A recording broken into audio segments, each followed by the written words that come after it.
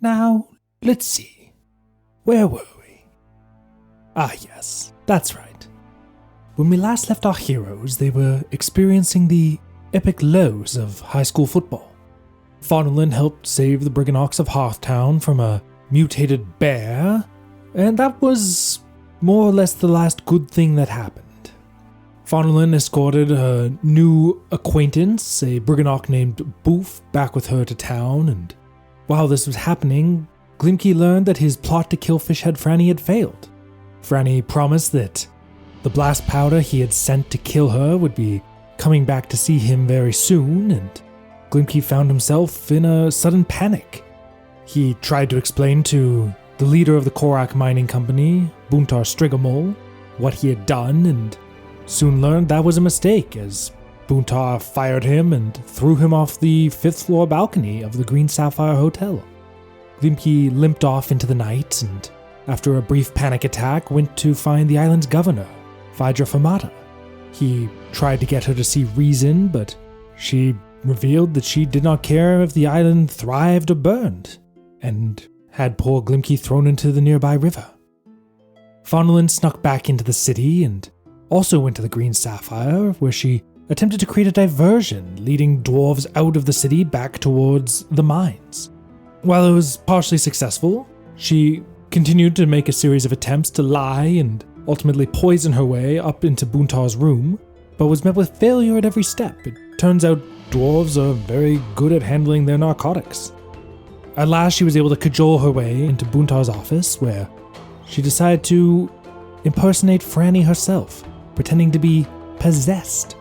She expressed a desire to renegotiate her relationship with Buntar and insisted he send somebody to walk on her wheel for 50 years, thus fulfilling Faunalyn's existing contract with Fran. Unlike Glimki, who was thrown off the balcony, Faunalyn decided to jump for dramatic flair, but misjudged her magic rope's length and hit the ground hard. While all this was happening, Clay went back to the Glass Dragon to see the Dragonborn glass artists, Hammer and Tongs, where they discussed the best way to motivate the people of the island. They told Clay if they could find decisive proof that something untoward had happened to the governor, then that might be enough to get the remaining artists to rise up in revolt. Eventually, the party reconvened in Speakeasy Artworks, and with the pressure of morning fast approaching, they snuck back into Korak HQ and entered Buntar Strigamol's office once more. They inserted the 3 rings they'd forged and saw that each ring was actually a dial for a 4-digit code. Glimki speculated that the number might be tied to the melting point of each metal, and after searching Buntar's personal library, they found the corresponding numbers and entered them into the safe. And at last it opened. Inside, they found a collection of money and gems along with an emerald pen, but most importantly, they found a contract. A contract between the Korak Mining Company and Van K. Haven, an order of mysterious assassins. The contract promised the assassination and subsequent replacement of the island's governor. At long last, they had the information they needed to ignite the rebellion. But before the party could celebrate their victory, they were approached by the dwarven security officer, Captain Berkozy, thought to have been killed during the attempt on Fishhead Franny. You already said all that. Nope. Anyway, on with the story.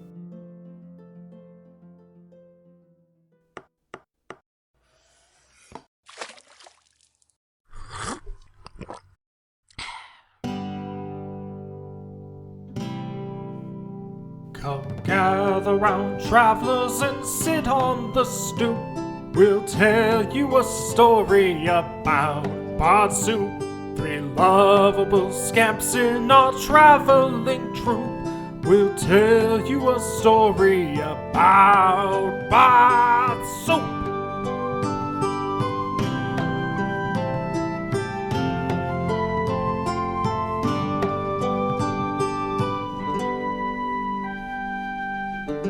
Super time.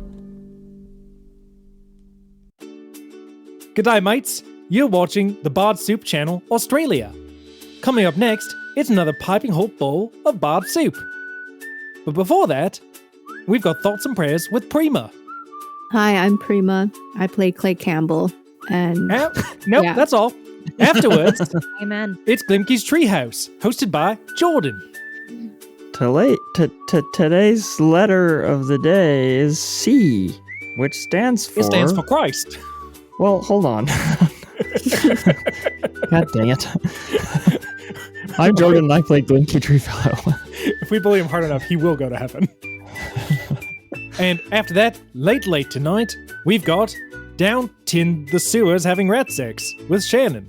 What's up, everybody? We are gonna have lots of rat sex today, but first, a word from our sponsors. Is your name Shannon Meikle and you play Faunalyn Vaydark on a podcast? You might be entitled to financial compensation. Our sponsor is a class action lawsuit. That's right. Hi, I'm Zach, and you're watching the Bod Soup channel. And I'm drawing a soup bowl, but you can't say it.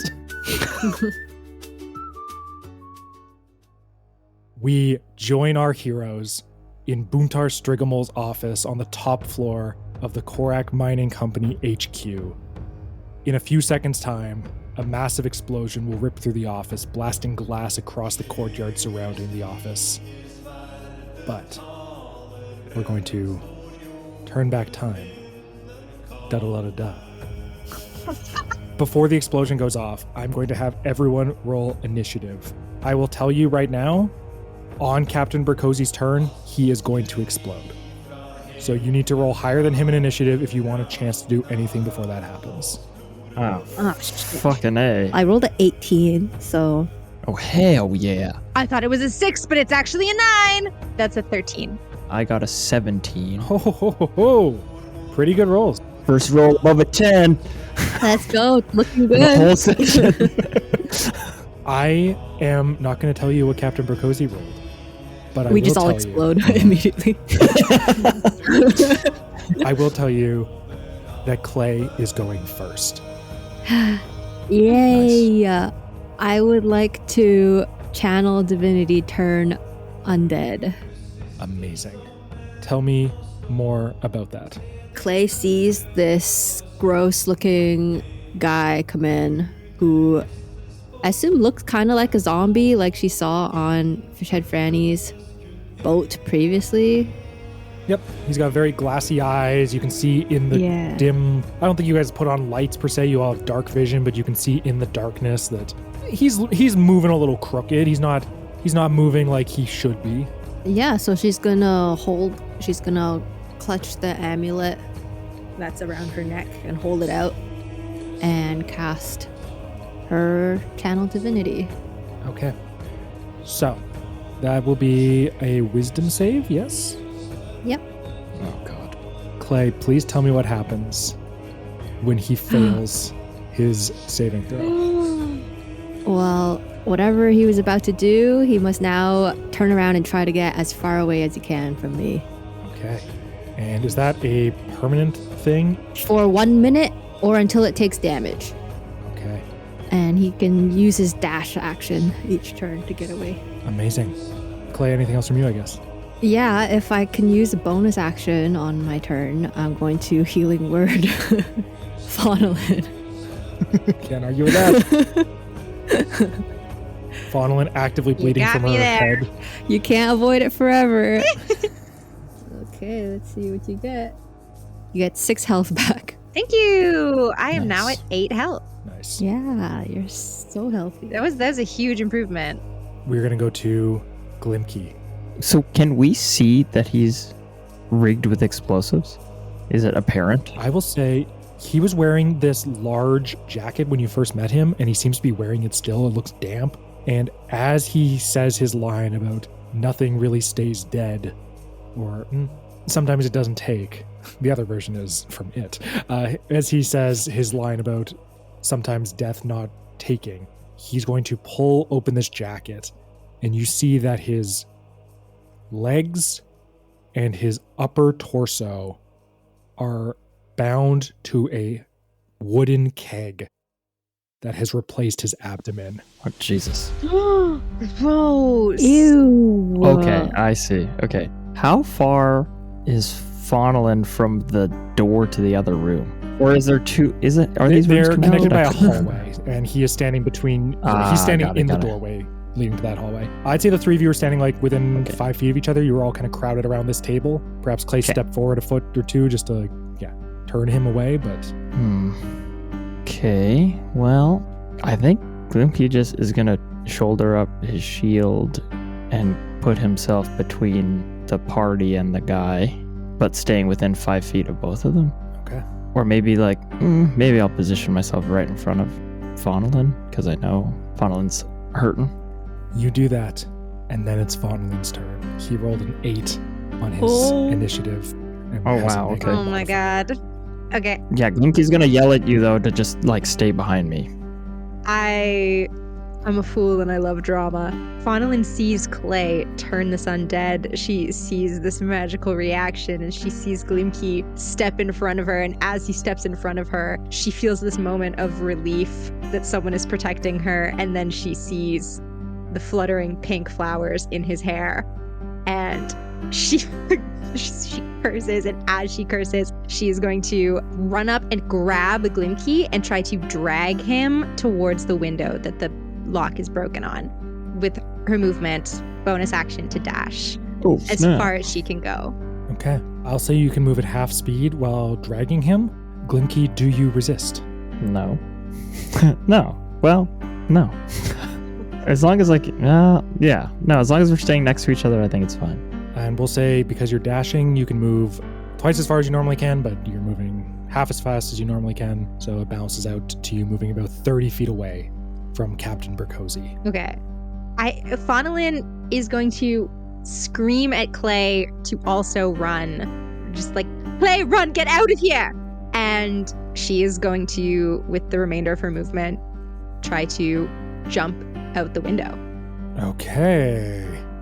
Actually, I'm gonna say you're out of movement. 60 feet! You 30, because you're moving at half speed for 30, dragging Glimki. valid. I validate you. Thank you. We'll say you're standing at the broken window that you previously broke the lock on, and you drag Glimki back.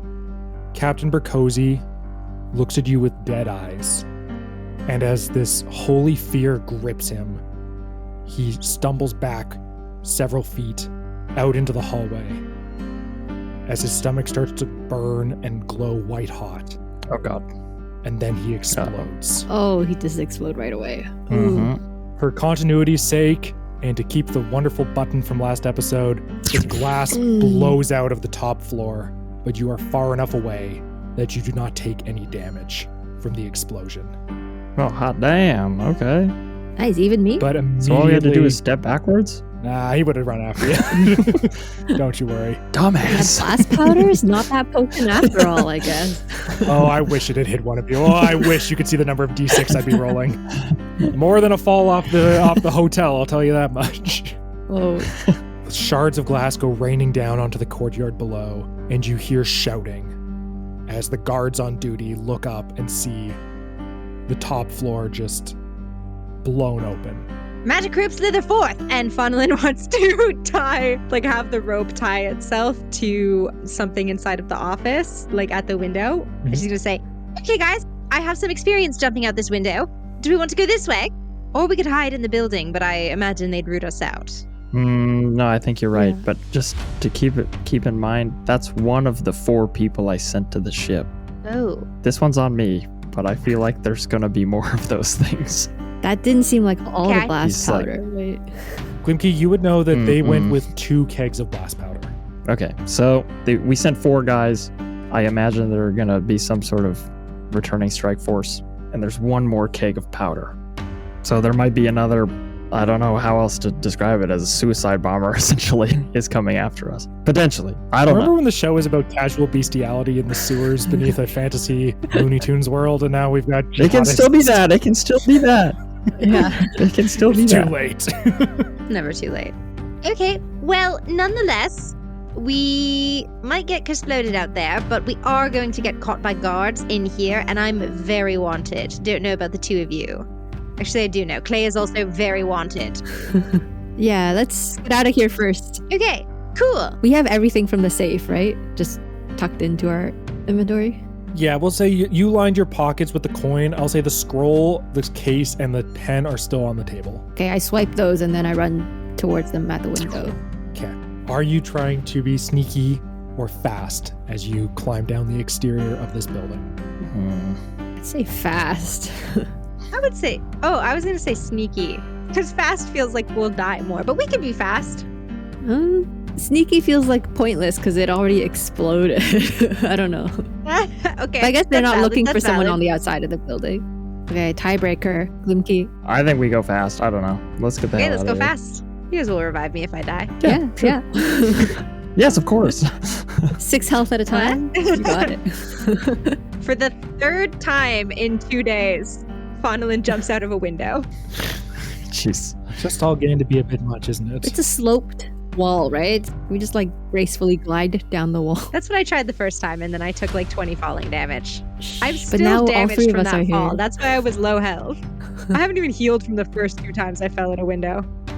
Could everyone tell me their stealth modifiers? Well, I have disadvantage. I also have otherwise it's disadvantage. +1. It's +0 for me. Okay, so that means... I have a +6. Okay.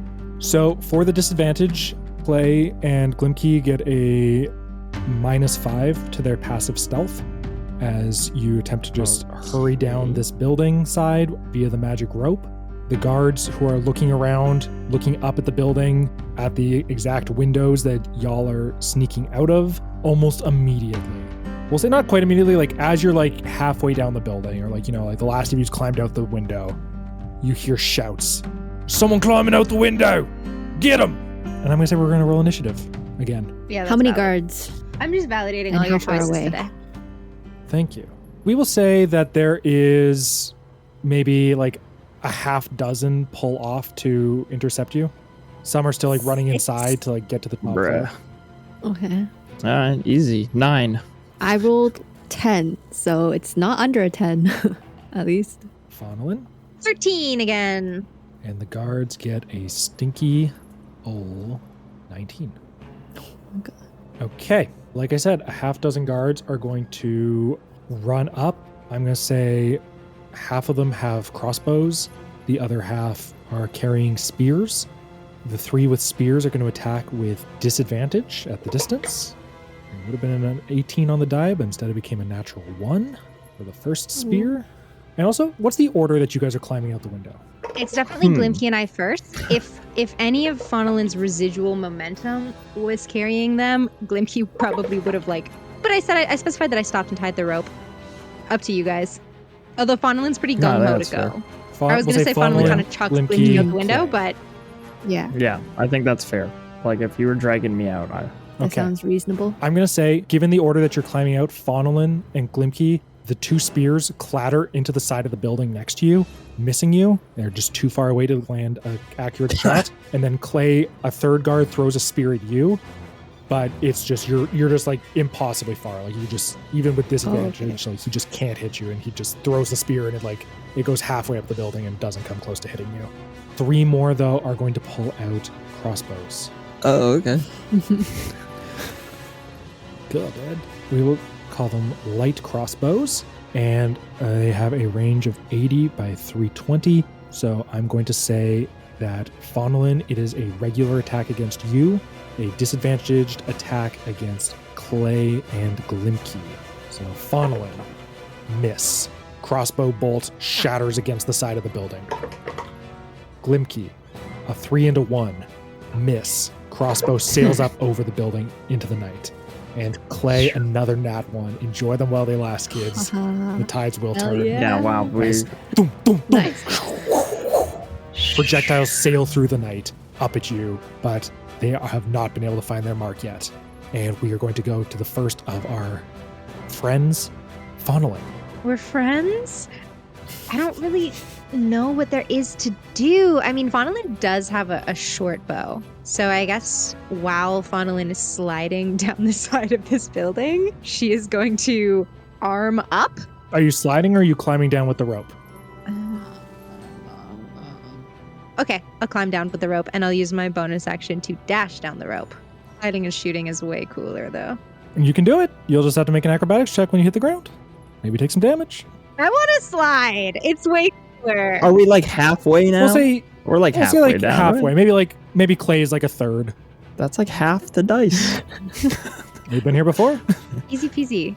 Half the dice. Easy peasy. Yeah, Faunalyn lets go and starts sliding down the pyramid. Hell And yeah. from a ruff in her shirt, she pulls out this little collapsible bow that she shakes that pops to full size. And I've never gotten to describe where Faunalyn stores her arrows because she's not someone who carries around a quiver. She actually there's some feathers coming up from like the shoulders of her dress. And it's actually like in the boning of her corset. She pulls out these very slender arrows and thereby plucks her dress a little, pulls a feather from the shoulder of her dress. I love that even on a stealth mission, Faunalyn's wearing a dress. Always. Duh. Yeah. No, she's incognito right now. I forgot. She's not dressed in her dress. She's dressed like a peasant. Delete all of that. Are you She has still wearing a quiver. corset? Oh, yeah, Whatever. Does she have she like plucks at her Pants and a shoulder corset? and just like it's just leather and she's like, what the hell? And then you remember you're actually wearing a quiver tonight. Yeah, literally. She like goes to like reach in her skirts and she's like, oh my god, what? And then she has to go where things are normally kept and pulls out an arrow and she's going to loose one at one of the guards. That is a 3. 3. Well, that you don't need me to tell Well, all in, it's slightly more than a 3, but it doesn't matter. you. Yeah, no, it doesn't. You go No, it sliding down doesn't. the building. Whoosh. Arrow sails through the air. It's hard to find your balance as you're sailing down the side of this building. And I am going to need you to make an acrobatics check as you hit the ground. That's a 19. 19. Okay. You are going to take an unfortunate 6 in the last die. You are going to take 11 bludgeoning damage, reduced to 5. The reduction You're still really up? makes a big difference. Yeah. I'm still Yeah, up. that's huge. And you're going to see the 3 of the 6 guards. The 3 that threw spears are going to pull shields and short swords out and start to like move towards you. Oh, shit. Okay. That's it for my turn. Okay. I don't know what people have in the tank. I'm excited to find out. Clay, 'tis your turn. How far am I from these guards? How tall is the building? How far do you need to be? I don't want to do the Trying to do, trigonometry like, again. The building's roughly 60 feet to this window. You know, it's pyramidal. It's Oh, it's 60 feet? Okay, because I would like to stay around 60 feet distance from. yeah, it's the like probably a guards little bit hanging more on because the we're dealing wall. with hypotenuse, but we'll say you can like use your movement to move down the rope, Yes. climb down like next to the Glimki. I think I'm going to cast my spiritual weapon as a bonus action. Nice. It's 60 feet, so it's going to appear on the ground amongst the guards. Who do you want to go after? There are 3 with crossbows, and I know I said that they drew swords and shields, but for AC purposes, they won't do that until their turns. Okay. They all functionally have the same AC, but the ones with shields will have a slightly higher Uh-huh. AC shortly. I'm going to go for the ones who will have a higher AC, but not yet. So the spears, guys. All right. 14 plus 7. Ooh, meaty. That hits. Okay. And it is... Oh, that's bad. Okay. 6 damage. 6 damage. Okay. Yeah. You hit him for 6 and bloody him. This mace appears in the air and just smacks him, and he spins around and turns back and cracks his neck and looks up at you and points his sword up and then continues on his way towards Faunalyn. I can't cast 2 leveled spells, but can I also do an action cantrip? Yes. Okay. Sacred Flame is 60 feet, and it is a dex saving throw. Cool. Are you going after the same one? Yep. He gets a 12. It says dex 15. So he fails. Give me damage. Yay. My god, these d8s suck. That's 3 radiant damage. Oh, you were so close to killing him, but sadly, Oh my god. he like points his sword up at you, and then you like point a finger back, and his just arm starts to burn with holy fire, and he like pats it out Yeah. and screams a little, and then clears his throat. Glimki, it's gonna be your turn. Okay, so I can slide down as well. You can slide down. Is that what everyone's I will done? advise, if you wish to slide, you'll have a chance to like attack this turn. However, there is a chance you will take damage, which I don't That's need fine. to warn you. Slide. I Let's guess I slide. don't need to warn you. I'm sliding. Holy shit. Okay, give me an acrobatics check. Sliding! 12! You're so fucking lucky. You don't know. You don't even know. I guess you're gonna know now. It's not luck. It's You're skill. gonna know now. You take 8 bludgeoning damage, reduced to 4, Nice. and you don't lose a petal. Oh. Oh, right, I forgot about that. Don't take damage. How many petals do you have I left? forgot. So yeah, I about think like your ankle like twists slightly, 3. and you like Okay. immediately like reach back to feel the back of your head, and you feel the 3 petals. And I think this clues in that there's like God a damn it, I threshold. forgot that. If you don't take a certain amount of damage, the petals stay. Oh. Oh my God. Both you and Faunalyn are so squishy this fight. Fuck me. Okay, well, I guess I can't fucking fight. Yeah, you can. You just can't get hit. Glimki, Well, climb back that's up ridiculous. here. Don't get too close. Well, I'm going to get within 5 feet of Faunalyn. All right. I'm going to ready an action, or if somebody comes into range to attack. Is that okay? Yeah, 100%. I guess that uses my reaction. Uh-oh. Yep, that'll be your action and then your subsequent reaction. Right, we'll gauge what happens. Can I'm going to use a bonus action to use one of my martial adept maneuvers. Ooh. I'm going to use rally, so I'm going to call out to Faunalyn to get her shit together, shake it off, and you're going to get 5 hit points. So you get Nice. 5 temporary hit points. Amazing. That's Okay. cool. Ba-ba-ba-bam. And that's it. Just That's going to a sit turn. right here. Okay, Glimki rolls down the side of the Korak HQ, tumbles to the ground, pulls himself up, sword and shield drawn, and gets next to Faunalyn as the guards close in. I'm going to say the 3 on the ground pew, pew, pew, are going to start shooting up the clay. Oh. And you've moved down lower, so they are no longer at disadvantage. That is a 4. That is a 14 to hit. Doesn't hit. Okay. Do you have your shield included in your AC calculation currently? Oh, I don't know. Let me check. Because I would wager it might be difficult for you to be holding onto this rope, casting spells, and That's fair. Holding a shield. Okay. It was ticked off, so it's actually 14. So okay. if it meets my AC, it hits. Yes. Okay. So we'll say this one hits you, One hit. and then a natural 20. Ah. What is that? Can I use a reaction? Yes. What's your reaction? Let me see. How far am I still from these guys? Like 60-ish. 60-ish. Okay, warding flare is 30 feet. Hellish rebuke. Hellish rebuke. Then- Okay. On the Yes. one who crits? Yes. Okay. What is that? Remind me. What save? Dexterity saving throw. Okay, he's going to fail. That's 19 19 fire damage? fire damage. Yes. Oh, he just melts. It's Indiana Jones and the Raiders of the Lost Ark, and he just bursts into flame and just like he's a pile of ash and 2 blinking eyeballs on the ground, and he holds up a sign that says "ouch" as his life is just immediately snuffed out. Do I still take crit damage though? Oh, you do. You definitely do. Yeah, the trigger is you Oh. taking the damage from that attack. So Okay. before he dies, his friend hits you for 5 piercing damage. Okay. And he hits you for perfectly average 10 piercing damage. Okay. Okay. So you take 15 piercing damage as doom, doom, crossbow just like hits you in the arm and just like kind of temporarily pins it to the side of the wall, and you just wrench it free. And you hear Clay, who's been like praying to Macrog and casting these spells, suddenly speaks something darker, something infernal, and this man just bursts into flame and dies. The 3 that are on the ground are going to come towards you guys. Glimki, I'm going to give you a choice. I'm going to say both of them reach you around the same time. There's one that has been hit a couple of times by Clay's spiritual weapon, and the other 2 have not been touched. Would you like to go after the guy who's been damaged? And I'll advise he looks pretty rough, and he sees his friend burn up, and he looks uncertain, but he sees the other 2 rushing forward and is like, all right, fine. And he charges in. So do you want to hit the injured guy or someone uninjured? I would like to attack the injured guy. Are they all kind of like close to each other? Like relatively, yeah. I will say they're staying within 5 feet. They're not like fanning out. Nice. Okay, yeah, let's hit this guy. Hit them while they're Okay. down already. Haha. Hopefully that's good. 16. 16 will hit. Let's Give me your go. damage. Come on. Ooh, nice. 7 + 2, 9. 9.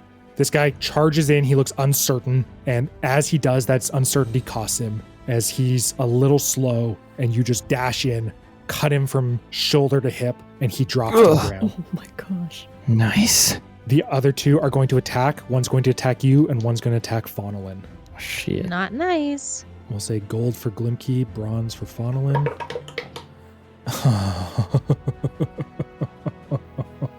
What is that? That is two polar opposites, two extremes. One of you gets a natural 20, the other gets a natural 1. How did that? That's crazy. That's interesting. Okay, I know I used my reaction, so I can't do. It's fine. Could I, however? You can I know you ask. said the two colors represent different people. Can I take the nat 20? My friend, it was always yours. Okay, good. Thanks for trying. Edigan! Oh yeah, Edigan! You're taking damage for 2. You're taking damage for can't. 2. You can revive right. me. You can't Well, revive whatever. Edigan. Shit! Maybe I can. Glimki, you can't resist. You've got these protector instincts as Faunalyn is exposed Shit. and this guard rushes in with a sword drawn and you step in front and you take the slash. And as blood sprays across the cobblestone, a single petal falls and lands amongst it. You take 9 slashing damage. Oh, fucking shit. Okay, And again, I'm sorry. we go top of the initiative with Faunalyn. There are 2 guards in front of you and Glimki next to you. All right, boys, I was gonna try diplomacy, but it seems you're determined to die. And she is going to unsheath her rapier and straight up slash one of them. And she should have sneak attack because an ally is within melee range. She will. Whoa! So cringe! I just said all that stuff. That's an 8 to hit. An 8 is not going to do it. That's so As cringe. you lunge out with the sword, and he just has his shield up, and it pings off of it. Your rapier bends a little in the middle, and then unbends, and he pushes you away. I'm so humiliated. Anything else? Yes, I'm going to use my bonus action to use my Master of Tactics ability. I'm going to give the help action to Clay, and I'm going to do it by calling out and advising Clay, being like, Glimki's getting the shit kicked out of him. Can you cover for him, please?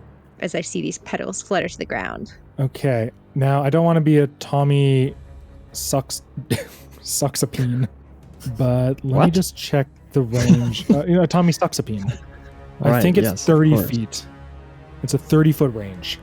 I'm going to say Clay is a little too far for that ability. Okay.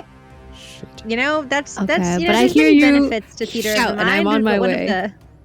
One of the disadvantages of Theater of the Mind is you be doing shit and then the DM says, sorry, I imagined you too far away. Sorry. Unfortunately, That's as we've all. established, Clay is 60 feet away from y'all, Mhm. up on the side of this building, slinging spells. Yeah, but you're you right. can still use this ability on Glimki if you would like.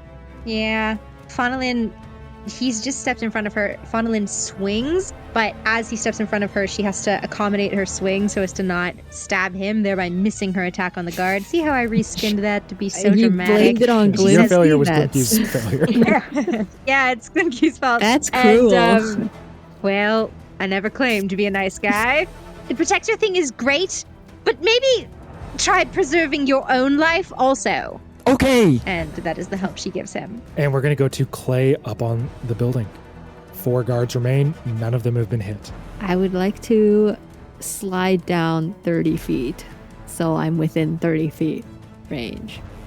Okay. I will say a couple of things. Mm-hmm. The rope is still fastened to the windowsill. How long is the rope? The rope is 60 feet, I guess. So we'll say you can go to like the very end of the rope. You can Okay. slide down using your movement 30 feet. Your hand burns a little, but you're resistant to fire. So you slide down to the edge of the rope and you're like now within 30 feet. Awesome. That's all of my movement. And I would like to first make my spiritual weapon attack as a bonus action. Okay. Oh, that's the same thing as earlier. 14 plus 7.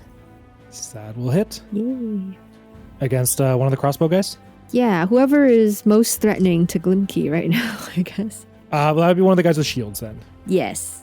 I'll go after one of the guys with shields. Okay, still hits. Okay. And that is a 8 plus 4. 12. 12 damage. Yes. Glimki, you're still like reeling back from getting hit. You look over your shoulder as Faunalyn yells at you. You turn back to look as a guard's head just shatters and he collapses to the ground, dead in front of you. Nice. Play! You're so Ooh. clutch. Both the last 2 fights, you just like cleaned up. We got the cleanup crew over here. There is like a funny like inversion, like the cleric who uses a lot of healing, just a murder machine when they need to be. Yeah. Okay, I'm about to do some healing. Okay. I cast aid on both you guys. Oh, cool. So what is it? It's a 30 feet range.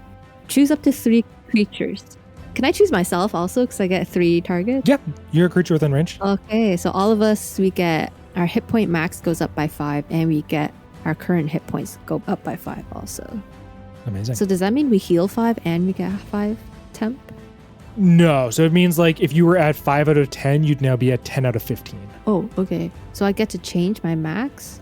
How do Yeah, I- I would say just like remember, if you get healed, like remember you can heal 5 over max right now. Okay, but we all heal 5 right now. Unless it's easy to change your max, but yeah.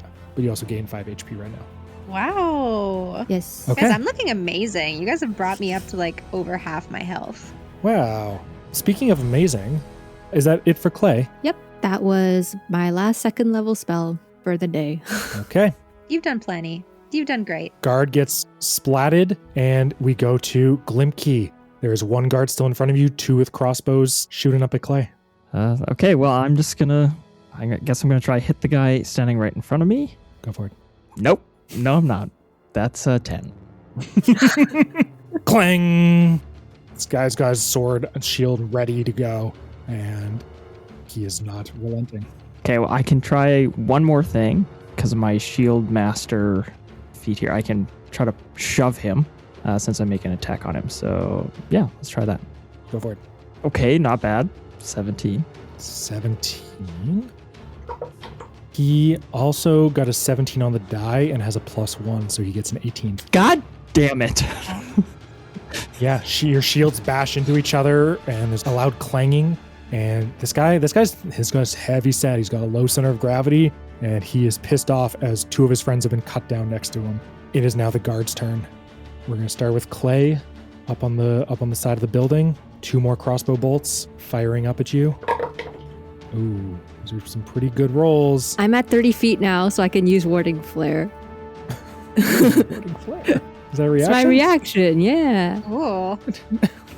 That's pretty You're cool. I like Popping off. I looked at my character sheet for the first time. Prima, I don't want to gas you up too much. I just think if we could go back to like episode 1 and then this episode and compare like the first combat with this combat, it's just like, it's insane. You're like a D&D genius these days. I looked at my character sheet for once. Usually it's like not even open by the end of the session. Okay. When you are attacked by a creature within 30 feet of you that you can see, you can use your reaction to impose disadvantage on the attack roll before it hits or misses. Okay, so one of them will be rolling with disadvantage then. Sound good? Yeah. Okay. Ooh. One is going to hit with a 17, and the other one, who suddenly a light flashes up in their eyes, shoots off, and they get a 4 as their bolt just goes way out of the way. It actually goes back into the office, and you hear a scream from inside. Who did it hit? And you will take, unfortunately, 3 piercing damage from this crossbow. Okay, that's fine. That's them. And then the one that is still standing with the sword and shield. Glimki, knowing what you know about Edigan and the number of petals remaining on your head, are you trying to still intercept these strikes? Maybe not. No, I think I'm just gonna stay close, but I'm not gonna move up. With that in mind, I will say shield bashes off of shield, and I'm going to roll a die. On an odd roll, he attacks Faunalyn. On an even roll, he attacks Glimki. He rolls a 2 and will attack Glimki. Oh, Wow. The dice want Edigan dead. Does the aid help Edigan in any way? Does extra HP increase the threshold? It does not, sadly. Yeah, I tried. Glimki is a vessel, and each time he is jarred, a bit of Edigan's spirit leaks out and is lost. However, Glimki, does a 15 hit your armor class? Nope. Yes. Our sturdy boy. Yes. His sword bounces off your shield, same as yours did to his. He grunts, wipes some sweat from his brow, and the fight goes on. Faunalyn, it is your turn. Yeah, Faunalyn gave aid to Glimki. I don't think he's had the chance. No, he must have had the chance to use it yet. Did it come up? Oh yeah, you I didn't give the help roll with action. advantage. Oh, okay. So I can roll again. Yeah, roll again. That could change everything. Okay. Let's see. God fucking damn it. Yeah, 12. 12, not quite my tempo. Still doesn't hit. Oh, All right. Faunalyn is going to use her bonus action again to try to help Glimki. And she's going to say, "No, seriously, stop getting hit." And then she is going to step around Glimki, and she's going to use her action or her movement to kind of go around and stand almost on the other side of the bad guy, because the idea is she wants him to have to turn and like look at her. Like she just wants him to stop paying attention to Glimki. So she's going to kind of run around a little, and she's going to attack with her rapier. Holy cannoli! That's a 12 to hit. I give you a +2 from the flank, Hmm. but it's still not enough. What is up? That is so cringe. It's so cringe. That's So a bonus cringe. action to help. That's a action to attack. And we are going to go to Clay on the rooftop. Not quite top, but 30 feet off the ground-ish. yes. How many guys are there left? There are 2 archers or 2 crossbowmen that are still Mhm. firing up at you, and 1 swordsman who is now flanked by Faunalyn and Glimki. Okay. Can I place a 20-foot cube in a way that only hits the bad guys and not Faunalyn or Glimki? You could place a 20-foot cube that hits Faunalyn and all 3 bad guys. Yeah, I'm gonna do it. It's fairy fire. So she can cool. save the dex save. 2 crossbowmen. What's your spell save? 15. This one. 15. One gets a 14, one gets a 4. And then the other one gets a natural 20. The swordsman gets a natural 20. Okay, so the 2 crossbowmen and Faunalyn. Oh, well, I thought it was a natural 1, but the light was just bouncing on it weird. It's actually a 7, and I have a +6 to dex saves, so it's going to be a 13. 13's not good enough though. So you and the 2 crossbowmen start glowing. Nice. So At a they gradient. shed dim light in a 10-foot radius. Yeah, I thought you might like it. And any attack roll against the affected creature has advantage if the attacker can see it. Nice. And they can't go invisible. And then I'm going to use my spiritual weapon to hit one of the crossbowmen. Cool. You can make that with the bonus from Fairy Fire. Yes, so it's advantage. Oh, which is not that great. 15 to hit?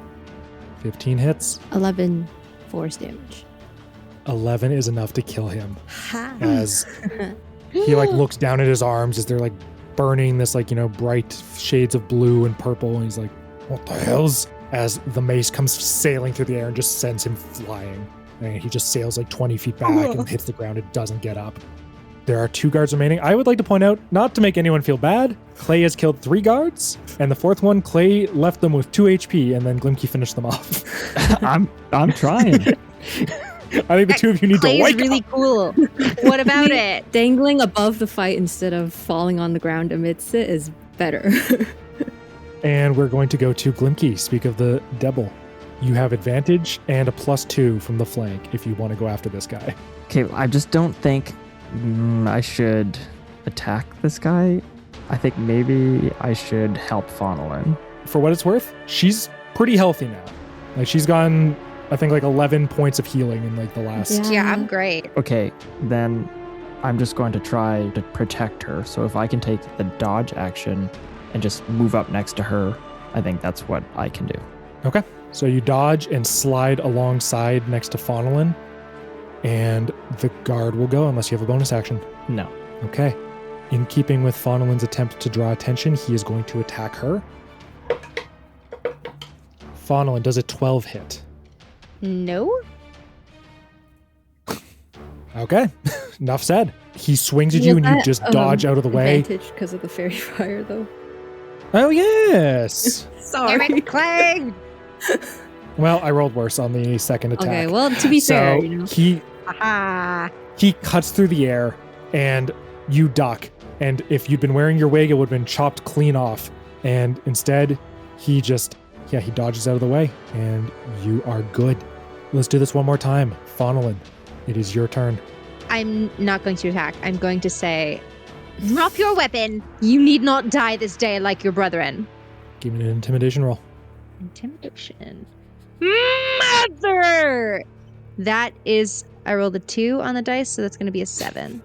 He is like a rabid dog. He's just like, looks at his dead friends and just like, just growls at you. And there's like a bloodlust within him, and he is not ready to stop fighting. That's why they call me Mad Dog Carruthers. Whoa. I'm going to give the help action to Clay this time, who is now within range. And seeing that this foolhardy dwarf turned down my overtures of peace, I'm going to look at Clay and say, well then, put this dog down.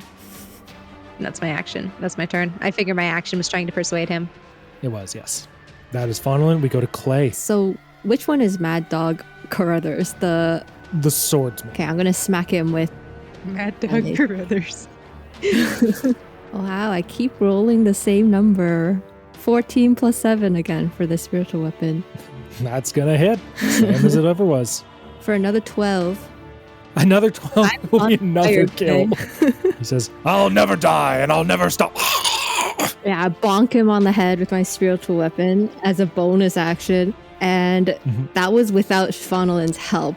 Can I try to make an intimidation to the last guard and get him to stand down? Sure. Make an intimidation roll and we'll say with advantage. That's a 17.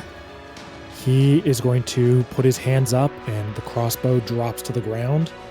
And you hear several voices from the upstairs window say, what are you doing? Don't stop fighting.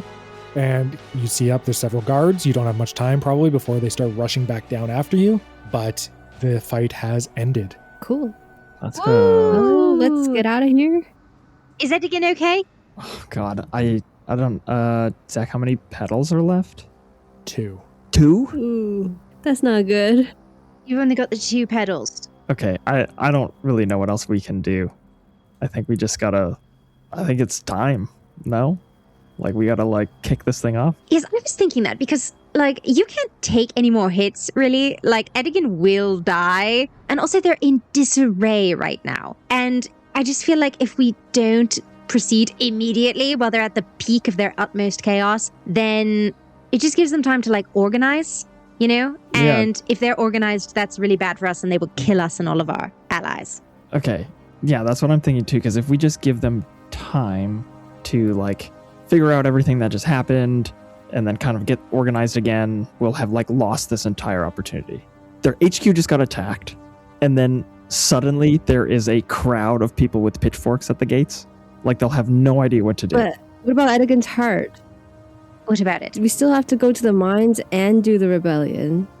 Like, I feel like we should do the mines first. Save Ed, because how do we start a rebellion when you're still, like, you can't take any more hits? Yeah. Oh, you think we should, like, save Edigan and then maybe Edigan's able to help us with the rebellion? Yeah. I mean, we have the I don't proof know. now, so... So we go to the mines. We go to the mines now? No. They just No way. sent a bunch of security to them. Okay. Well, okay, we can't even go to the mines, right? Because we don't have. We need blast powder. Oh shit! Yeah, the blast powder. Because Booth said something about like the tunnels are too narrow for us to get through. Boof, are you all right? And I'm going to feel Proof around my was here the pockets for whole Boof. time. You see just a little bit of smoke coming out of your pocket. Never been better. Yeah. All right. Faunalyn like snaps her fingers for the joint in her pocket. She's like, give it. And should me a he pass persuasion it roll. over, she would love to take a puff. That's a natural 1. Boof doesn't share his grass. Get your own. I don't really want to carry this wretched little selfish little hoarding little withholding little brat around for much longer. Now, perhaps I wasn't clear, but y'all are too big to get to where you're trying to go. this place in the mines that you keep asking me about. There's some real tiny tunnels, too small for you, too small for dwarves. Just the right size for old Boof. That's how I found it. But it's not part of the main mine. I just found it after a small fissure opened up. So unless you got a way of shrinking down real tiny, I don't think you're going to be able to make it. So we can't even get in there. So we need to reconnect with Callum. Oh my god. Okay. We did just send a bunch of security guards there. But the other trouble is, we've done so much shit in the last 24 hours. The whole town is going to be out for us, you know? Mm-hmm. Hey, Boof, is there another way into the mines? Only way in is the only way out, through the main gate. Well, Lady Faunalyn, you sent all the guards there. What if you do the same thing and tell them that the headquarters has been attacked again and they need all the guards back here? Last time I was there, I pretended to be Franny, and I jumped out of a window. I don't really think I can just walk back in. I don't think that's advisable. Stop jumping out of windows. I did have one idea the other day. The other day I was forging. We need to get out of here. What are we doing? And Yeah, we Faunalyn is gotta just get the going heck to out of here. pull them and run. You look around, you're surrounded by guards. Oh, Yeah. shit. Faunalyn's just gonna run. Wait, I'll grab the guard that surrendered to us and just like shake him, be like, open the gates for us. Perfect. Yeah, you tug on the rope, it slides free, you slide down carefully, and he runs over to the gates and just he works real hard. We never discussed the exact mechanism by which the gates are open and closed. And guess what? We're not going to describe it today either. But he opens the gates, and the three of you run off as guards are shouting from up above and within the courtyard. Can I get a group stealth roll? Oh no. I got a 22. Now how are you two clanky bastards gonna let me down? Okay, not bad. I got a 17 on the first one and a 15. That's pretty good. Oh, wow. I got 4. Fat 4. Yeah, there it is. That's okay. 2 out of 3 succeeded, and you managed to slip down into some alleys and avoid detection. And similar to how you crossed the bridge in the first place, you use the magic rope. Actually, we'll say like just guards abandon the bridge. You get to the bridge and you see it's abandoned as the guards see the explosion go off on the upper floor of the HQ building and run away. And you manage to get back into the artist district without being stopped. Vis-a-vis actually the Boof of it all, it's just occurred to me. Do you think Boof could just like take the flower to Edigan for you? Because he can like fit in the little hole. That's his whole thing. Oh, okay. So like him just crawl through the way that the Brigandocs just get into the mine? Yeah, like he just takes the I don't flower and know. he just Can Edigan goes. survive without you though, Glimki? I don't know. Zach? Is a good question. Is there any way that I could tell if that's possible? Give me a nature check with advantage. 12. 12. The flower is not just something that's like growing. Like it's not just something you've like put in your hair. It is growing out of it. It is growing out of you. And I think you know that Edigan's spirit is intertwined with yours. That is why when you are injured, he feels it. He gets weaker. So even if the flower could be plucked, his power does not rest within the flower. It rests within you. Yeah, that makes sense. Mm-hmm. So, we've got a lot of things to figure out. We need to figure out the blast powder thing for the mines. Callum's friends, obviously deal went sideways, but they got some of the blast powder, so we need to reconnect with Callum and figure that whole situation out. So that means we have to go back to... What is that place called? Manus? Manus. We have to go back to Manus and get the blast powder. And then also once we're there, this is a great time for me to give a little speechy speech and get the people raring to go. You know what I'm saying? You want to give it the speech? Yeah. I have to bring that. Right, Oh, like- true, because are the people in Manus that we want to fight in the rebellion, or aren't the people here? I think they're... Yeah, right? Wait. The seed of the rebellion is in Manus, but it needs to be planted in Onkiel. That's where the majority of the people live. That is where Korak's oppression is felt most acutely. That is where you will find the most potential allies outside of Callum and his gang. That's what I'm saying. We go back to the artist alley right now. We gather Bana and Hammer and Tongs and show them that solid proof. Where's Sap Fiend? Did he come to Onkil with us, or is he in Manus? He stayed on the shores of the lake. Last you heard, he had stayed behind while the four of you sailed back across the lake. Okay, so we go to Manus, which actually, okay, we go to Manus. It actually works because there's a few things I want to talk to Franny about. I know, we're fighting right now. No worry, it'll be fine. It'll be good. We're chill. I can handle her. And then we coordinate with the rebels. She just tried to blow us up. No, I can handle Franny. It's fine. God. And then but no, it's actually good because we regroup with the rebels in Manus, and then we come back here. Glimki does the speech, we're coordinated. Glimki does the speech, and we rebel in earnest. Yeah, I just need to bring the evidence back to Hammer and Tongs, and they said they would spread the word for us. Right. Oh, okay. Do you want to do that now, and then, or I guess you should probably do that now before we go to Manus, because then they'll have time to circulate it. Yeah, they did say it would take some time, so I think the speech should definitely come after that.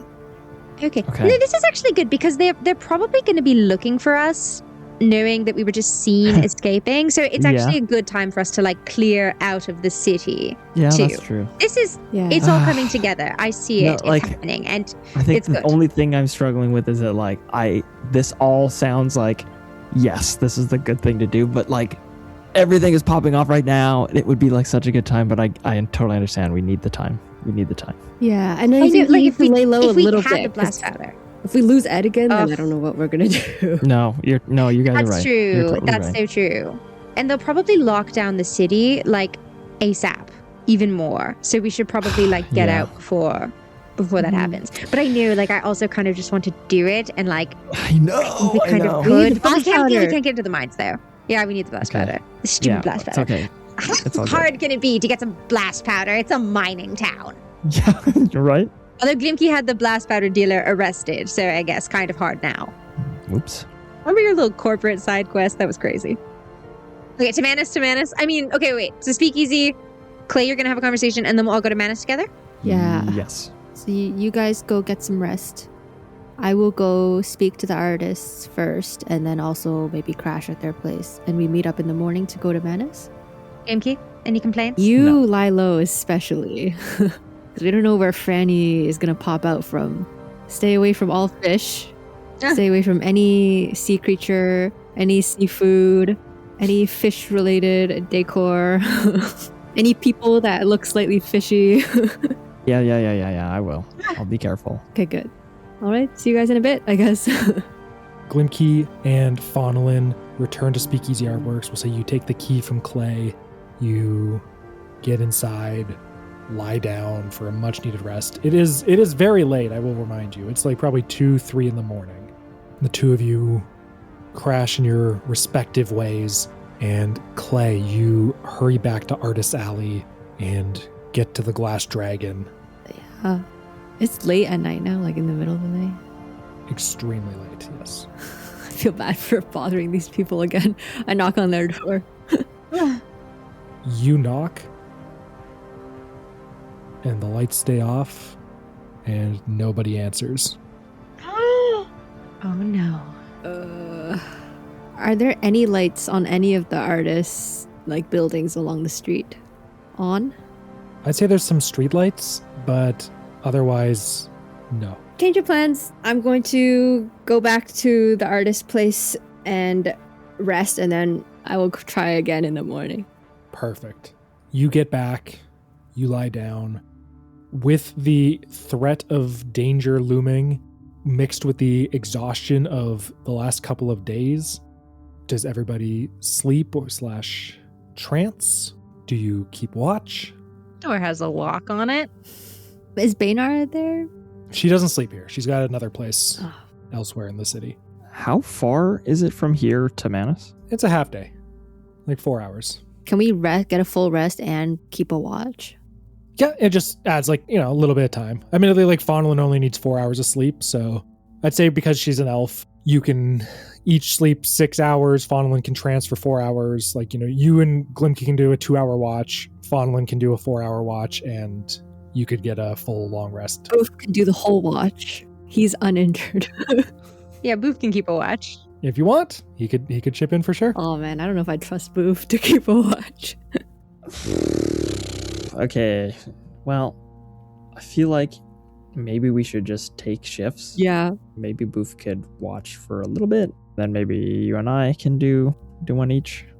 Clay? Yeah. If you can help with our watch, then I would like to take a long rest. Okay. What is the watch order? We'll say Boof does 2 hours, Clay and Glimki each do an hour, and then Faunalyn does 4. But what's the order? Ugh. Faunalyn, Boof, Glimki, Clay. Okay. I'll do the last watch. Faunalyn, Boof, Glimki, Clay. Faunalyn, could you please give me a perception roll for the first 4 hours of the night? Sure. That is an 18. You hear footsteps in the night. Oh. Boots on stone.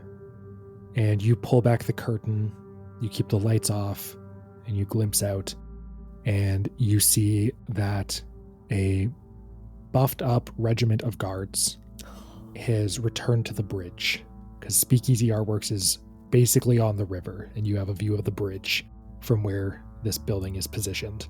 And whatever opening there was, whatever distraction that you created with the explosion at Korak HQ has been rectified, and the bridges are once again under guard. Son of a... You wake up Boof. You nudge him, and he blinks awake and lights up, and I'm going to roll a percentile die to see if he stays awake during his shift. Glimki, you are surprised when a couple hours later you feel just like a little scratching on your cheek, and you look over and Boof is like, "Hey man, I'm done. I did my shift. Come on, get up. He's gonna like kick you in the ear. Get up. Okay, stop. What's up? Just the end of my Johnny. That's not the word I want to use. Sorry, I meant my weed, not my dick. Let me be clear. Oh, man. Boof goes and climbs Oh into my the gosh. cook pot above the fireplace, and nothing bad will happen to him there, I'm sure. Glimki, give me a perception roll. Perception. That is 18. 18. Off on the other side of the river. It's faint at first. Dunk, dunk, dunk, dunk. It gets louder over time. Oh, God. Dunk, dunk, dunk, dunk. And you look out as well, and you see a pair of these metal constructs that you have previously seen escorting wagons of materials from the mines approach the bridge and stand at attention, one facing either direction. Okay, so these big metal construct things, are they like, is it like a mech? Like, are people piloting them? Like, how do they work? You don't know the mechanism by which they work. You know what? I'm going to say with an 18 that you hear the noise as they approach. And one of them crosses the bridge. The guards that are there stand to the side, and it walks through and, stands at the end. The other one turns around, like I said, facing the other direction. But I will say, as you see them approaching, there are 2 dwarves wearing robes who are walking alongside them. And they're going to step into a nearby building and close the door behind them. And then the constructs just sort of post up and don't move beyond that point. And we go to Clay for the last hour of the night. Could I get a perception roll? Sure. Does Glimki tell me about those robots and everything? Yeah. Okay. Okay, Clay. There is these metal constructs guarding the bridge.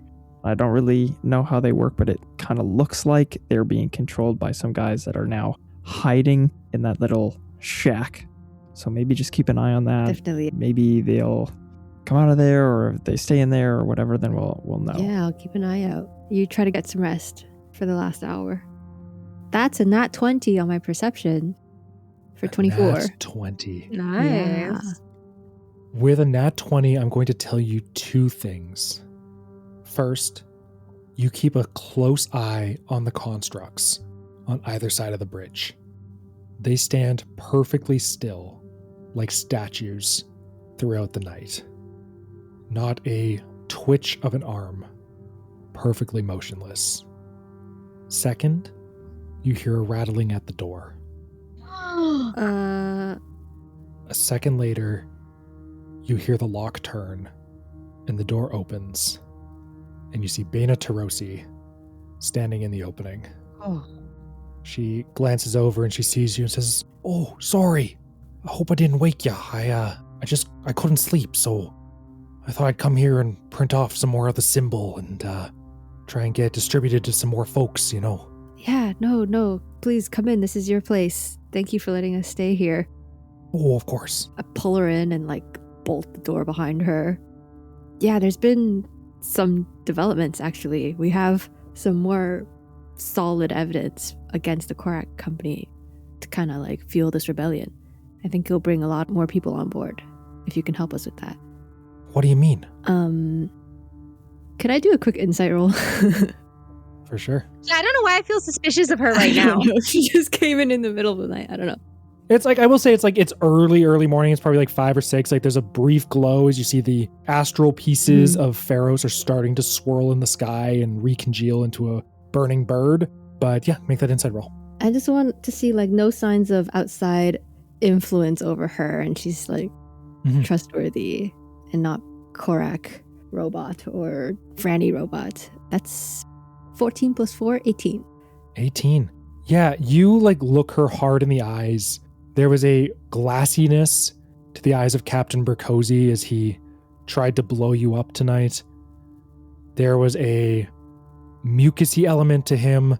You look her in the eyes. Her eyes are clear and sharp. She looks a little tired maybe, but it's pretty early in the morning. She doesn't have the weariness of those that are under the influence or within the domain of Franny seem to carry. As for influence from Korak, that's harder to say. Maybe someone's bribed her or whatever, right? There's no way to ever know for sure, but she's acting normal. She's not doing anything other than being here, and being here, especially after the night you've had. Other than that, she seems completely herself. Okay. Well, Clay's gonna shake off her paranoia and pull her to the side, light a lantern, pull out the scroll, and show it to her. I don't know. You probably noticed all those Korak guards on your way in, or maybe, I don't know, heard some explosions earlier tonight, but we managed to retrieve this from Buntar's office. Here, take a look, read this. And I show her the scroll with the contract. She reads through it, and as she does, tears begin to well up in her eyes. She has to push the scroll out of the way to avoid ruining it, as tears stream down her face and sprinkle across the table. And she wipes them away and says, "Oh, that's terrible. I knew she wouldn't have turned on us if there wasn't a good reason. That's, oh, jeez. Bloody Korak." Yeah. All these years, you thought your governor had betrayed you, and you guys were powerless to do anything against the Korak company. But now that there's this truth, do you think more people, is there something you guys can do? Choose a new governor? Kick them off the island? I think we're going to do a lot more than just kick them. Yeah, burn them. Oh, okay. I was thinking punch, but yeah, maybe. Punch, kick, and burn. That's what I'm talking about. The old 3-piece. Mm-hmm. Give me a little bit of time. I think I'm fighting mad. If I didn't know a little bit better, I'd try marching across that bridge right now. And I imagine there's a lot of folk here that feel the same way. Give it a little time. Let us get the people ready, and then when the time is right, you show them what you just showed me, and we'll kick these fuckers out. Good. That's what I want to hear. I think, are you close with Hammer and Tongs? Not close, but friendly. They've been a great help to us also, and I've kind of brought them in on the rebellion as well. It was really late when we got back last night, so I didn't want to disturb them, but I really think they need to see this as well and help spread the word. If you wanted to help, maybe you could speak with them and work together. Of course. I'll head over right away. You keep that safe. That is... Yeah. extremely important. Yeah, maybe we can get Faunalyn to help make some copies to have more in case something happens. But I think me and my friends were heading out to Manus in a couple hours in the morning to catch up with Callum and rally some allies there as well. So, Okay, you do that. Give us a little time. Maybe a week if you can spare it. And then okay. we bring everyone together once we see what we're working with, you know? Yeah. Thanks. Thank you for helping. Of course. All right. She slides her chair back and gets up and gives you a big hug and says, "Oh, be safe now. I'll see you real soon." Thank you. You too. They've really increased the guard presence because we did kind of kick up a storm on the other side of the bridge. So you be careful here as well. I don't want Yeah, we did. to get any of you guys in trouble. You betcha. I know how to go unavoided. Unnoticed. That's the one. I know how to go unnoticed. So hopefully you can say the same because, you don't need to get yourself killed for our island. It's not really our style. We'll be blasting our way through probably, but happy to lead the charge. So I'm sure. And she's going to let herself out. And I say as the door closes, you latch it, and Glimki and Faunalyn, you hear the sound of the door latching, and it wakes you from your slumber. You have completed a long rest and Yay. regain your spell slots and hit points. The only thing you're missing is some petals. yeah, Right, I okay. catch both of them up on the conversation I just had and the fact that I didn't get to talk to Hammer and Tongs yet, but Baina will probably do that for us. First things first, we've got to get over that freaking bridge. Do we have to go over the bridge to get to Manus? You don't. Oh, we don't. No, the gate. Oh. Manus is on this Okay. side of the river. Oh, sweet. So getting back in will be its own problem. Yeah. Mhm. Okay, let's go right now. Enough dilly-dallying. And Glimki, you walk in the middle, okay? Clay at the front, you in the middle, me at the back, because you have Mhm. precious cargo. Yeah, good thinking. Yes. I've rearranged my spells and I've prepared one called Sanctuary just in case. Ooh. Ooh, nice. Yes. Let's get to stepping. Is there specific things that Faunalyn, or any of you rather, really, I know Faunalyn kind of does, is there anything specific you want to do in Manus? Because I'm of two minds. One is like, I know like obviously you gotta get a hold of Callum, you gotta obtain the blast powder, and then Faunalyn, there's also like the finalizing of the deal with Franny. Do you want to role play like all of Manus and like going there and going back? We could also do a skills challenge for this week of like spreading propaganda, making preparations. Mm. And I think that is kind of my preference for how to do it, just to like get us It's through so this hard to week. I don't want to do roleplay everything. gathering allies. Yeah, let's do it. No, totally. I think this is like a montage moment where we're like showing. Mhm. So basically, I'm going to say that each day is, or like 1 to 2 things can happen per day in the lead up to the kickstarting of the rebellion. Let's dive in. We are going to go Prima, Shannon, Jordan. So we are going to start with you, Prima, and the following morning after Baina heads out, the three of you depart.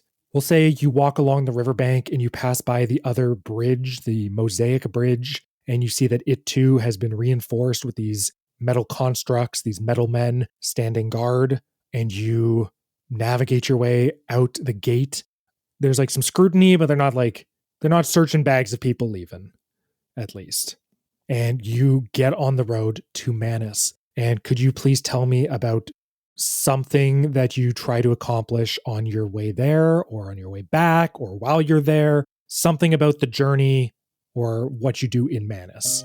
Yeah, since we're gathering allies, and I assume there's going to be some big conflict, my medicine skill is my best one, and I've not been using it. I want to roll that. Yeah. So I was thinking like preparing like healing supplies in case we get into another big battle where Faunalyn like falls off another building. Something to help Glimki, like just preparing some supplies to hand out to like our rebellion allies also, just like something helpful that way. Amazing. You start preparing first aid kits. Yeah, exactly. I love that. I'm going to say you get to Manus then. The journey to Manus is uneventful. The roads are clear.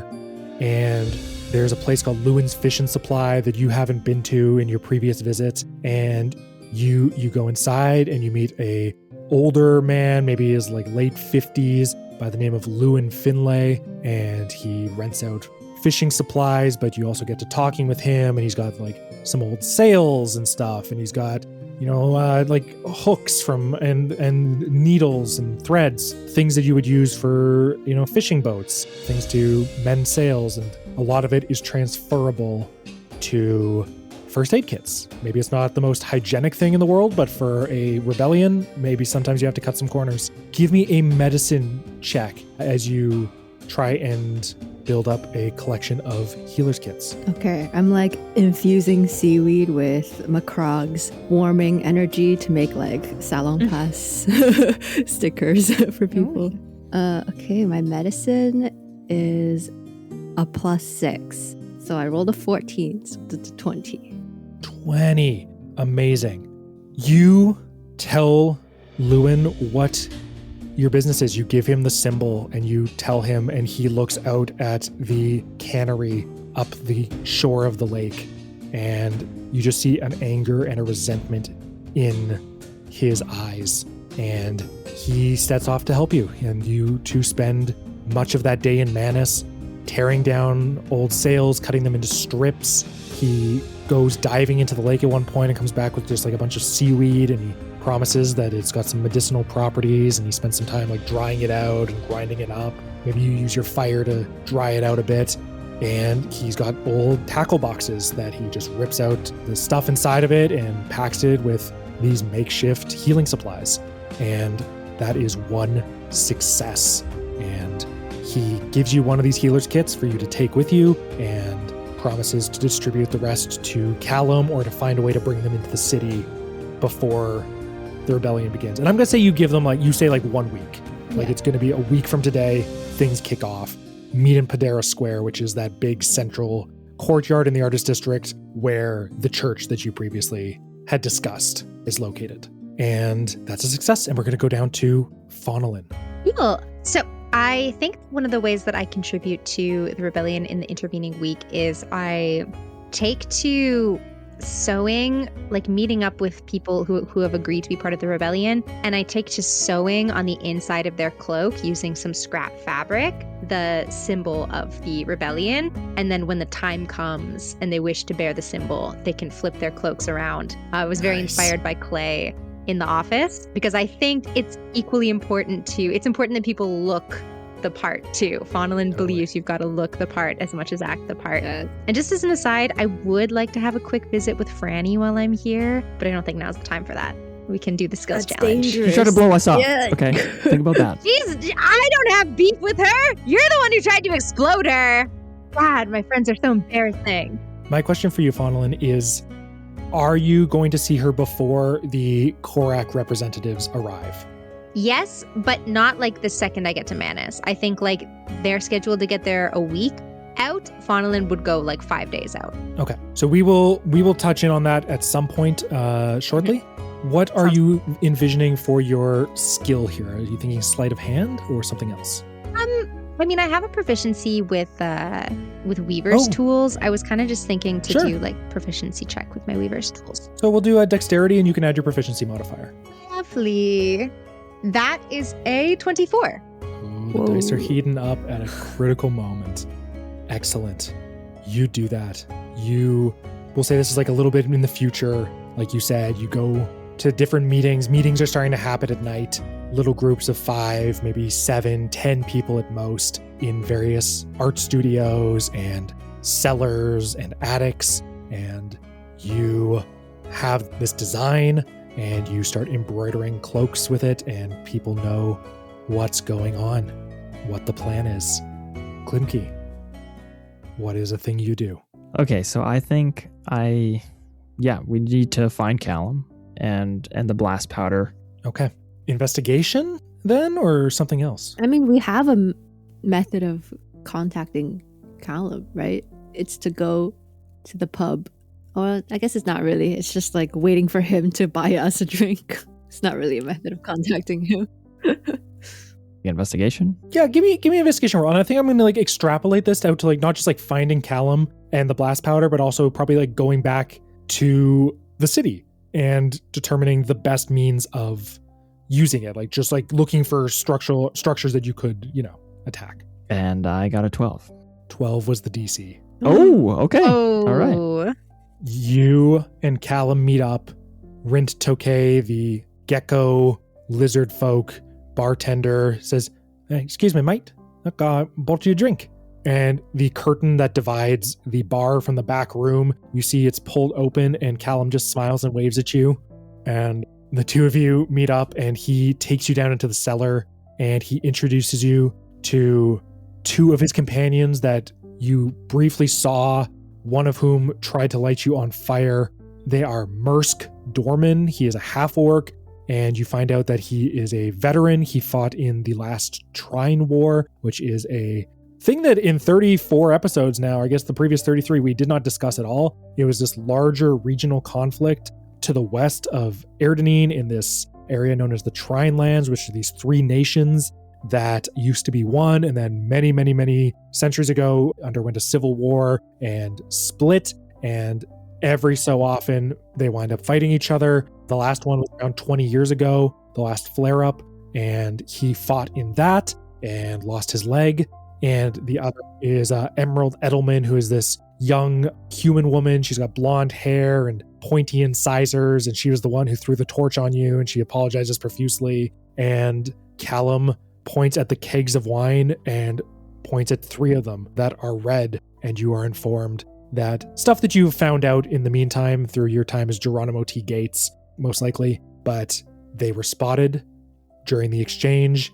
It seems like Korak knew about the exchange, but that Eden's stick did not set them up, and he was caught, and they don't know what happened to him, but they managed to escape with 3 of the 5 promised kegs. They managed to lay low for a little bit and then hide them in a wagon coming back to Manus, and got here without trouble. And they've been trying to just like scheme, and Callum's extremely excited about what you've been doing and the progress you've made. And the two of you return to Onkeel and start looking for potential blast sites. Out of my own curiosity, is there anywhere in particular? I have 2 questions. One, is there any specific buildings or sites, bridges, other structures, the governor's mansion, whatever, that you are leaning towards as potential targets? And then the second one is, do you mention the potential need for some blast powder to access that chamber in the mines that Boof told you about? Yeah, okay, so what I'm thinking is I want to see if there are any places along the river under all of those key bridges that maybe we could stash some of the explosive powder. And I don't know, I'm gonna have to ask Callum to like help me out with this because he's got the blast powder from his friends, but we're gonna need some for maybe blowing up the bridges, and then yeah, I guess like getting another one to take to the mines. Is that gonna be something that I need to roll persuasion for? No persuasion roll necessary. You have earned this success well in advance. He looks at the flower in your hair, sees that it's down to 2 petals, and immediately says, "Of course, yeah. If you think it'll help bring back Edigan, honestly, that's almost as important as getting rid of Korak. Because I think if he goes, I don't know if the island's going to get better, even if we get rid of the dwarves." And we are going to go back to Clay. It is back to you. We will say you probably are back in Onkeel at this point. You return to the city. A few days have passed since the return trip to Manus. Unless there's more in Manus you want to do, that's totally fine. But what happens next? I guess she'll just go around the artist alley and just help, like, try to convince them to join the cause. And just, like, mingle and kind of, like, get to know them a bit. Yeah, just try to, like, gather up some enthusiasm, see who is, like, capable of fighting also, and, like, trying to help some of the more vulnerable people, like, prepare in case Korak retaliates, just, like, arming up the artist alley, I guess. Okay. It's like preparing for war. Feels kind of scary. Yeah. This sounds like a persuasion to me, unless there's another angle that you were thinking of. Persuasion's good. I can do Okay. persuasion. Let's do persuasion. Oh, that's not as good. That's a 12. 12 is unfortunately not quite enough. Can I guidance myself? I mean, this is like multiple conversations over the course of multiple Yeah. meetings, you know? So I do think like before each of these meetings, if Clay said a quick prayer to Macrog, and then like maybe you're not around to like bless Glimki while he's looking at bridges, you know, and like trying to find bombing sites, you're always going to be able to like bless yourself. So I'm going to say, sure. I think in this case it makes sense. So go ahead and add that D4. It's just a 1, so it's now a 13. It's probably still not enough. The DC was 13 for this one. Whoa! That's crazy. We are so wow. That keeps happening to us. Yeah. You are dancing on a knife's edge of success and failure. And I'm going to say the success here is twofold. You managed to find people. Bane is talking to people. Hammer and Tongs are talking to people. You're introduced into other, for lack of a better word, leaders within the community. There is a man who you met on the street. He walks with a limp. His name is Barksdale Stormare. And you find out, you try and recruit him one day. Like Hammer and Tongs bring you to meet him, and they bring you into this fantastic art gallery that's at the end of Artist Alley. It's like this glass dome. It's multi-stories. Barksdale is quick to tell you that it was at one point the tallest building in Onkiel before the dwarves moved in and built the HQ and the Green Sapphire and some of the other industrial plants. He's this very gregarious individual who is just like, he's pretentious, but not in an annoying way. Like there's an earnestness behind his demeanor that you're like, okay, there's another version of this guy out there that you just hate. But this version of this guy, like, you kind of like him. And you find out that he was the one who gave Callum and his friends the money to buy the blast powder in the first place. He tells you that on maybe your second or third meeting. And he has people over for under the premise of art showings, and you see some truly beautiful art, but it's also a chance for people to hear about the rebellion and hear about the plan and to prepare for war. The other facet of the success is that you manage to find the right people, because as this thing grows, by necessity, you need to bring more people in. But that also opens you up to risk. A plant, someone who's been bribed, someone who's just not convinced, someone who's just untrustworthy. For the time being, it seems like news is spreading, but it doesn't seem like Korak's caught on to what you are building. A very clutch guidance. Yeah. We are going to go back to Faunalyn. Whoop whoop. Okay, the blasting powder is taken care of. We're spreading the word. I want to, I don't know, what do you guys think? What still needs doing? You kind of got it covered. Weapons. Weapons. Yeah. Oh, weapons. Where are we going to get weapons? The Dragonborns have their breath weapon. I don't know everyone else, what else they have. Oh, you know what you should do?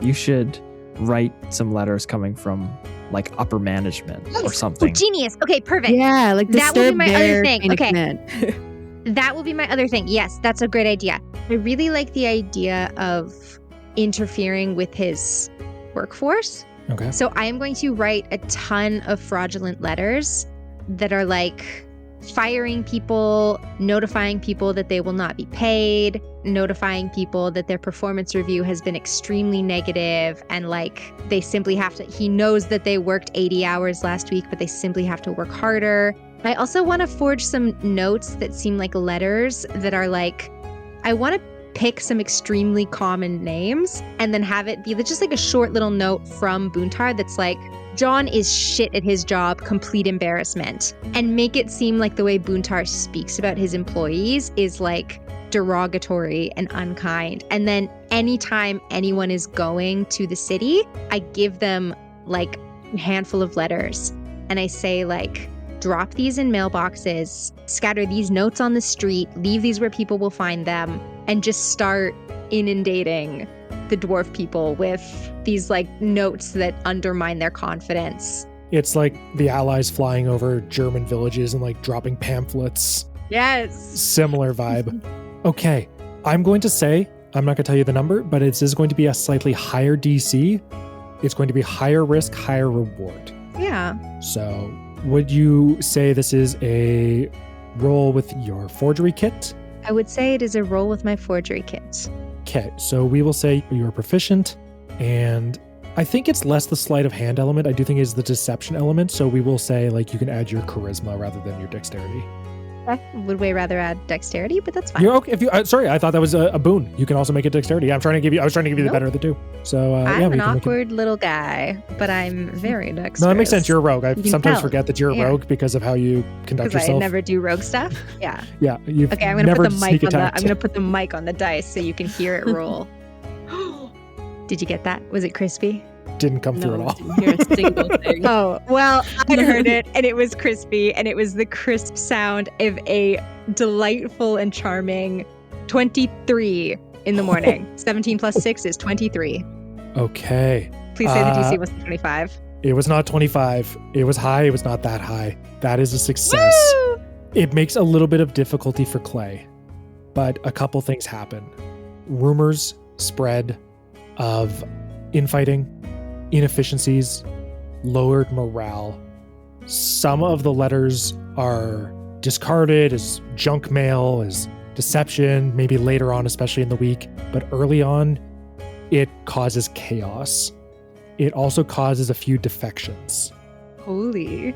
And this is where it causes difficulty for Clay, where suddenly some of these meetings, people are like, hey, I met a dwarf at a bar. He seems like he wants to come over to our side, and you have to really be careful. The meetings are starting to gain some attention, and it's probably only a matter of time until somebody nefarious infiltrates your ranks. I will also say, at one of these meetings that Clay attends, Hammer and Tongs are there, some other newly joined members of the rebellion, the Edda gang, gather, and they're talking about plans, and they're talking about how to break through the bridge and get to the other side, and how to storm Korak HQ, and how to seize control of the refinery facility, all these things, right? And there is a knock at the door, and everyone freezes. And it opens up, you open it up, and a dwarf with red hair and a, many would say, ugly face is standing there with a couple of artists. And This is Terry. he says, "Hi, my name's Terry." Ah, yes! Hey! And he's brought in, and you find out that he was found with drugs, and he was supposed to be hung a few days ago.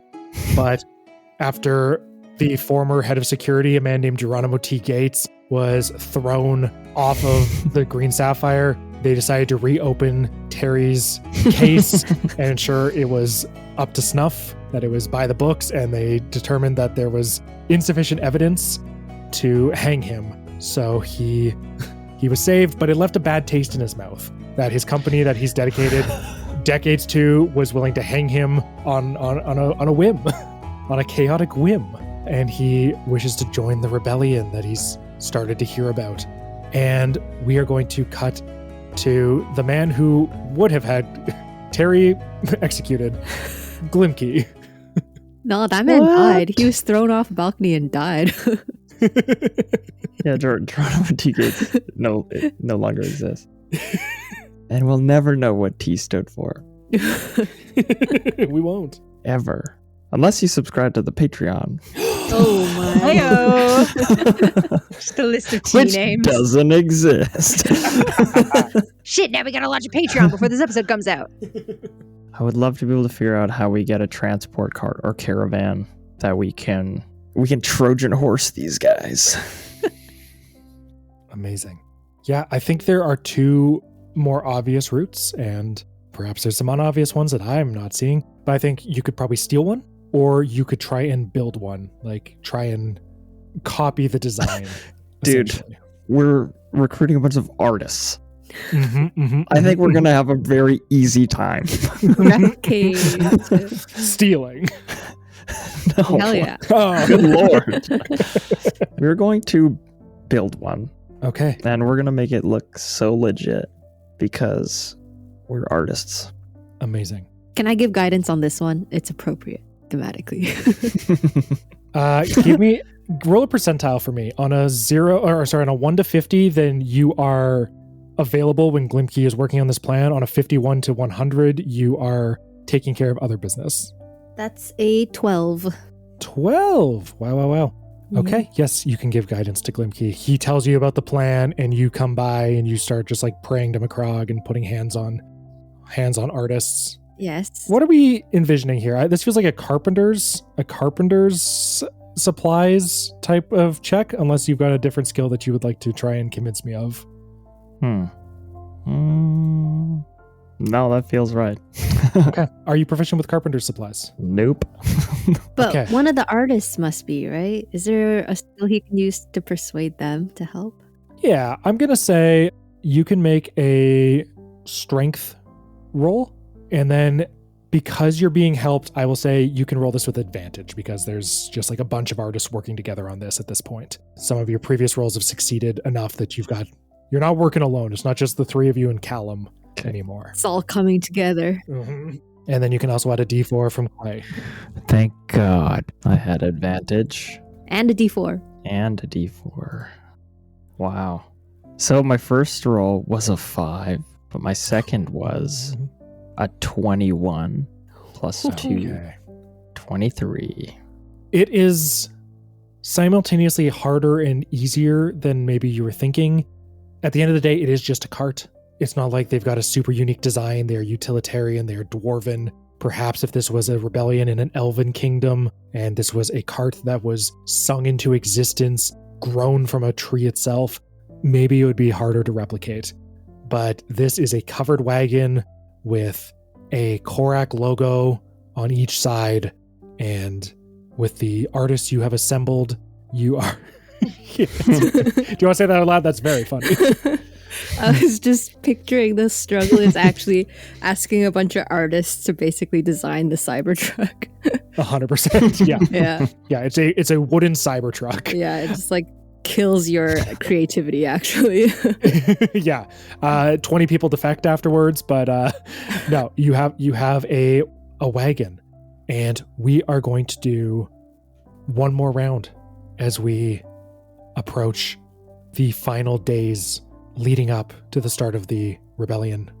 So yeah, we're going to go back to Clay for one last round. Not really related to the skills check, but sometime during this week, I want to look at the emerald pen I got from the safe and just see something special. Yes, it is a pen. Perhaps you try, you know what, I'm going to say you can decide who gets the pen at whatever point. But one night you come back to Baina's place, you come back to Speakeasy Artworks, and Faunalyn is sitting up late and just looking, not exactly tired, but just like massaging her hand. She's been writing forged letters all day. And as she's doing so, her quill snaps. And it's probably, she throws it on the ground, and there's like a pile of broken quills because she's just been writing furiously for days. And you remember, oh wait, I have one. And you pull out this emerald pen, and it's got, like I said, the pen is tipped with an emerald nib. And Faunalyn, you take it and you just try to test the heft of it, and without putting any ink on it, you run it along the page, and it creates a line. And specifically, it creates a line that only you see. What? This is an emerald pen. It is a wondrous, uncommon item. The pen is tipped with an emerald nib and requires no ink to write. While holding this pen, you can cast illusory script at will, requiring no material components.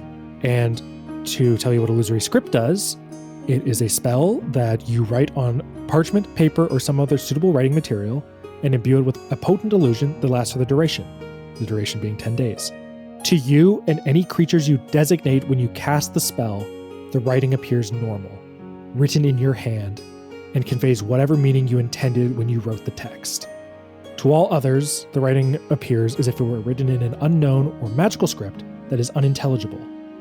Alternatively, you can cause the writing to appear to be an entirely different message, written in a different hand and language, though the language must be one you know. Wow. It's cool. That's have awesome. a emerald pen. Oh, Zach doesn't give out magic items. Joke's on you. Every 10 episodes, he gives you a thing that you can write letters with or heat small volumes of water with. Or throw rope yourself that you're off probably roots with. regretting. Yes. Faunalyn writes Boontar effing sucks, like in the invisible ink, and then draws a little middle finger and then hands it back to Clay and is like, oh, it's really cool. You could write some really sophisticated stuff with that. Oh, imagine the art you could make. I draw a picture of Strigmerl sucking a dick. What does Faunalyn see? What does Faunalyn see? You tell me. How does the pen work? We don't know. It's a mystery. You spend a lot of time drawing penises and Boontar Strigmerl and various combinations, trying to figure out the properties of this pen and how the limits of it. I feel like these two chuckleheads would be like, okay, I'm going to draw something. Try to guess what I draw based on my hand. And then like 9 out of 10 times, it's just a dick. Like 9 out of 10 before we're even done drawing. The other one's like, that's a penis. It's like, yeah, it is. You got me. Oh, it's a banana. Is that an oblong squash? What is that? And then later they see Glimki and they're like, Glimki, we found a magic pen and it forces you to draw penises. Sick. That's great. It's really fun. You can make it invisible, but 9 out of 10 things you draw will be a dick. Wow. Yeah. I wonder how this will come into play. Only good, I'm sure. Do you use the pen for any of your forgeries? And if you do, how do you apply it? What a fascinating question. Yeah, I want to start disguising in a lot of the letters with the invisible ink, and how I want it to look is like just barely legible, just enough that people might clue in that there's a hidden message. And if they're clever, they might pass it over flame or look at it more closely, put something on the paper to be able to read it more legibly. And what it boils down to is Boontar is trading our lives to a sea hag. It is him who should walk. If you are reading this, justice cannot be done until he serves the sentences that he gave to all of us. Like coded messages, as if there's this hidden current within the current of not just we need to rise up, but also this specific form of justice, tying into the fact that he has been doing this inhumane thing, which is literally sending away his men like their lives mean nothing to go serve deals that he brokers. Okay. I love it. And yeah, Also, we I will draw a lot continue. of dicks. Of course. I was thinking you could use the pen too to make him sign like documents that he thinks are one thing, but then when you dispel the illusion are actually like him signing away like all his rights. Okay, cool. That is cool. I'm assuming that's how they did it in the first place, right? Yeah, I guess with the governor. Faunalyn is not going to send this one yet. She keeps it for herself. But she takes that idea that Clay gives her and she uses the pen before handing it back to Clay. And she writes keep a the pen. contract. Keep using it. She writes a contract that negotiates some kind of preliminary piece, something very straightforward, something that would be easy to sign off on, something like, we will cease demonstrations provided that you restore access to the East Bridge, like a super easy trade-off. But beneath it with the hidden ink, she writes, I, the here signed, willingly take on the debts of any living person who has bartered with the entity known as Fishhead Franny. I will serve this time, however long it may be, until the time has passed or until I die, which shall never be by my own hand. And lines up so that the signature is like in a similar place. And she's like, she knows that's a big swing, but she's going to fold up that letter and tuck it into her corset, and she will keep that with her because there may be a time for it. What a good idea, man! She gives Clay a pep talk at some point. She's like, you know, you're an idea machine. Do you know that? You are just a genius. Man, what did I even do before I knew you guys? Actually, I did very well before I knew you guys. I infiltrated a rich household and lived lavishly, and I never once almost got killed. But still, you're very competent, Clay. That was excellent. Thanks, I feel the creative juices flowing here. Not only an artist of art, but also an artist of subterfuge, treachery, scheming. Mm-hmm. Yeah, You've heard Macrog of is scam artists. Get ready for scheme artists. patron of the forge and perhaps forgery. No, that's like Nice. blasphemous, probably. Oh, sorry. Okay, yeah, wait. Yeah, Well, sorry. I thought it was funny. You can pray about it later. And she will give this pen back to Clay. She's not going to steal all of Clay's magic items. It's our communal magic item pool. Yeah, it kind of is. Like the rope and the pen is just kind of like whoever has it. You know? The perfume, the pen, the black leaf, we all share our resources. Yes, the black leaf. Oh man, I had plans for that black leaf too.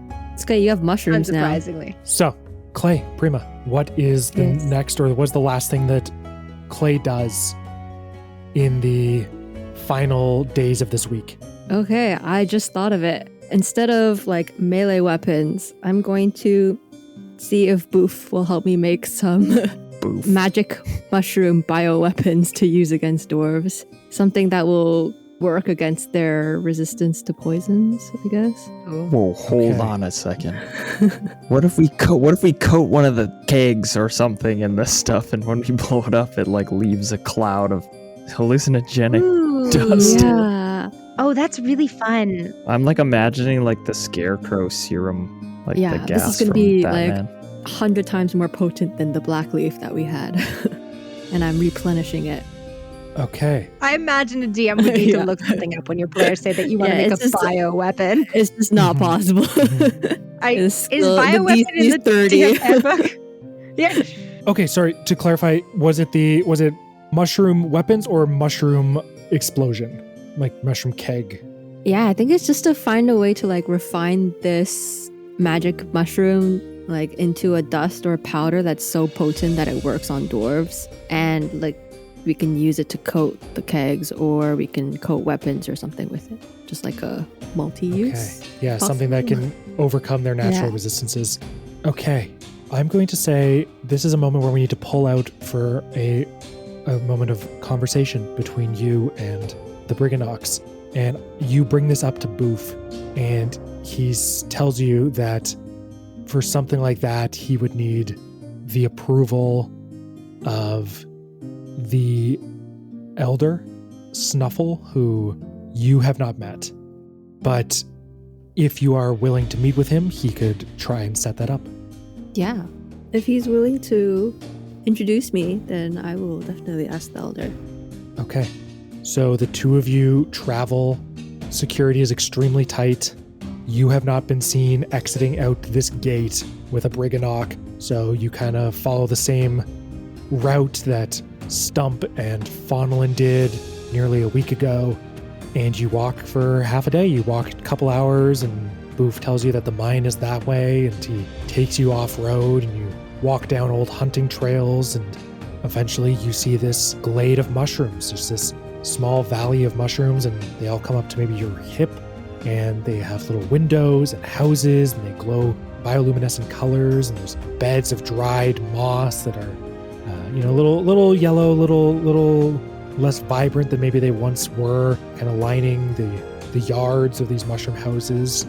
And there is excitement amongst the Briganox as another outsider is brought in, and you are brought to the house of the elder Snuffle. It is this large white oyster mushroom that has a little hatch in the roof, and you hear tiny little footsteps slowly going up tiny little stairs, and the hatch swings open, and he looks up at you with bleary eyes and says, "Yes, hello." Hi. Are you the leader here of the Briganox? That's right, I'm Elder Snuffle. Oh, nice to meet you. I'm Clay. This is a wonderful village that you have. He extends a hand and takes your index finger and shakes it. Thank you, it's very nice. I'm going to be resting now, and he goes to shut the hatch. Oh, wait, I just have one thing to ask you. Oh, right, yes, of course. Yeah. Can we use some of your mushrooms to make a weapon to fight off the Korak Mining Company? His eyebrows shoot up off of his head and fly away. Oh, I grabbed them for him, put him back. Oh, thank you. He smooths them back on. Wow, that's not impressed you here every day. I can't do it. But why? Well, I'm not getting any younger. In fact, I don't think I have many days left. And I promised these people that I would help get them home. And the only way that I know how to do that is to keep working in the mines, have them keep bringing home whatever treasures they can file away in hopes that we can one day find a witch or a wizard or some other magic doer who can send us home. And if I help you with this scheme, then I believe we will lose our only way home. But it's not your only way. The Korak Company, obviously you've been sneaking away what you can, but they're keeping the bulk of it for themselves. If we get rid of them, you'll have full access to the gems on the island. I'm sure you can work out a new deal that's more beneficial to you with the original people of the island. Perhaps that's true. Do you know anyone who could send us home? Oh, is this not your home? Where's your home? No, we're from the Feywilds. We stumbled through to this world many years ago and have been looking for a way back ever since, but these things cost money and we didn't have much of that to start, and we still don't have much now, but we've got a bit. It's less a money issue now and more of a finding someone to help us out sort of issue. There is someone. There was a artist from episode 0, I think, episode 1, who was from the Feywilds. My gosh. Holy shit. And she like Prima, fired. what did you drink? Yeah, what the over the hell is last going few on? Sessions? You're firing on cylinders that I didn't know This is existed. crazy. Lady Narasana, an Eladrin of the Feywilds. Yes. She have a way of getting back and forth. And she took one of your pieces as a treasure. Oh. Holy shit. It's been 2 years since that happened, Prima. Yeah. I didn't write down her name, but I know she exists in this world. I try and generate ideas. You know, like I'm like, okay, here's the problems for like an episode or an arc. Here's like just some potential solutions so that like, you know, like for the safe puzzle, I'm like, okay, maybe they can find the answer in a book, or they could drug, you know, Buntar, or like whatever, right? Like, you know, like I try and like have like just like a couple pre-generated ideas that like could work for you. And like I had that for this. That was not on the list at all. That's That's brilliant. crazy. Hey, I don't do this often. In fact, I maybe do it. That's an inspiration for you, my friend. Woo!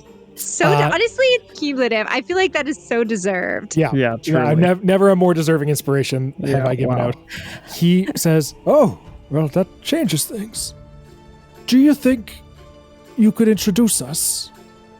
Yeah, I don't know her personally, but my guildmaster knows them and has connections with them. They're a great artist, and they're associated with the Artist Guild in Erdenine, so definitely. If you agree to help us here, I can definitely put in a word. We'll get you home for sure, somehow. I am going to have you make 2 rolls. Both of them are important. Could I get a persuasion roll? And I will advise you that there is a second roll after that, but it is contingent on the persuasion roll. Okay. Persuasion is not bad. What does inspiration do? Because I don't know what it is. It lets you basically roll with advantage. Oh, okay. Okay, I'm using it now because that was shit. Okay, so for my first one was a 3 and the second one was a 17. So thank you for the inspiration. Yes. Plus my persuasion, which is 4. So Okay. It wasn't a high DC necessarily, but it was higher than 7. So Yeah. Figured. he is going to get up on top of his house and start to just dance around in a circle. Oh! Everybody! This nice cow is gonna take us home! And hundreds of these Briganoks gather around you and start just clutching at your bootlaces and the cuff of your pants and just dancing around you in circles, and they hold hands. It's very The Who's out in Whoville. Just jubilation. Whatever you need, help yourself to the grove. We're not gonna need it after this. We're going home. Oh my god. Aw. And so now I'm going to have you make a nature roll. And I'm going to give you advantage on this as well, just because the Briganox, they freaking love you. And the entire community basically is just like climbing over you. And like, as you're trying to like cut a mushroom stalk, like a couple of them will like grab onto your hands and like just guide your fingers as you slice, and they're ratatouilleing you. Okay. Yeah, we had very different experiences in the Briganock. Yeah, you were the leg of a Briganock mech, and I am being ratatouilleed. That says a lot about your two characters, I think. I saved these people from a bear, and they were not nearly so nice to me. I feel like you used them to save yourself from a bear, but It was symbiotic. I have to say, like, this is the best I've rolled in a long time. Good. yeah, Deserved. wow, that's crazy. Now's the time. After the disaster of last episode, we need a successful one. Okay, you Yeah. said advantage, right? Yes. That's a 13 and a 16. Minus 1 nature is 15. 15. They help you cut mushrooms and mash them up, and they add water, and they form into a thick paste. And Snuffle says, all right, so if you just rub this all over that powder keg, and then you make it go boom, it'll spread the mushrooms everywhere, and frankly, I don't know what will happen. One time we planted one, and a pyramid sprung up from the ground, and he gestures over to just like a giant pyramid that's like on the edge of town. Like, we don't know what's gonna happen. Some crazy shit's in those mushrooms, so give them hell. Yeah, and you can work on those dwarves, huh? They're like naturally pretty sturdy. Well, these are more than just mushrooms. They're magic mushrooms. Okay. And Boof says, yeah, they are. And yeah, you've got a mushroom-encrusted powder keg. Nice. We are going to go to Faunalyn for one last contribution. Dude, I don't got shit left. Let me go talk to Franny. No. Okay. I'm going to say we're like, not quite like, we're going to say like 2 days out from like the ascribed meeting time. That's when I wanted to go see Franny, but it's fine. Okay, no, you're right. You're right. All right, then I'm going to pull you out of the skills check. I'm going to give you a thing you can do before then. You still do a thing, but I'm going to have you meet with her like, independently. Okay. Faunalyn thinks back to, I don't know if she ever read a book on warfare tactics, and I think she thinks about the nature of humankind, and she's like, if you don't feed your soldiers, they're not going to fight for you. And she knows that the fish refinery plant is right there. And so on one of these nights, she would maybe like to try to climb in a window and open every can and barrel that she can find and try to spoil it all. Okay. Stealth? Yeah, I think so. To sneak in. Yeah. That is a... Holy goodness, I used to be good at math. That's a 17. Oh, security is higher than you're expecting. There is word one way or another might be getting out within Korak that things are getting tense in the city. And that has spread to Manus, and there's several guards on duty. You sneak in, and there's like a midnight crew. There's like an old-fashioned conveyor belt. What's an old-fashioned conveyor belt, you might ask? Buddy, I don't gotta tell you shit. And they are processing fish, and they're putting it into cans. There is a ogre who is cutting up these fish with just like a large cleaver and just doing a ton of work. And you manage to slip in. There's a balcony, a walkway, a catwalk that wraps around the upper areas of this warehouse space. And you slip up into that, and there's this large vat of oil that you watch as the fish is put into these cans. It's diced up nicely and then put into these cans, and it is put underneath this oil vat, and it goes and just disperses a large amount of this oil onto it, and you just fill it with whatever toxic weeds and mushrooms that you've managed to salvage together. You sneak back into the Briganock village and just steal the rest of Boof's house and fill that vat with psilocybin, and you just hope that it's going to hurt their numbers when it becomes important. The next morning, you wake up in Manus, and you watch as a barge piloted by these dwarves from Korak load up just dozens and dozens, hundreds of these cans of poisoned fish, and then set down the river back towards Onkiel. And you watch as they go, your attention is drawn from that barge to the houseboat circling the lake. I would like to go to the houseboat circling the lake. Okay. By which means? Are you borrowing a boat again? Are you calling out to Franny? The same guy. Faunalyn, I feel like Faunalyn's been kind of like chumming it up with the people of the town. I think she would try to borrow a boat. I think she thinks like she knows the people a little better. Probably someone likes her enough to lend her a boat. Okay. I'd say in a sign of growth and development, the old leathery man who you ran into over a week ago, who you had a pretty bad time with, you hired him, he had a bad attitude, he jumped off the boat, he got mad at you the next day, he greets you with a warm smile and says, "Good to see ya. All right, let's do this one more time."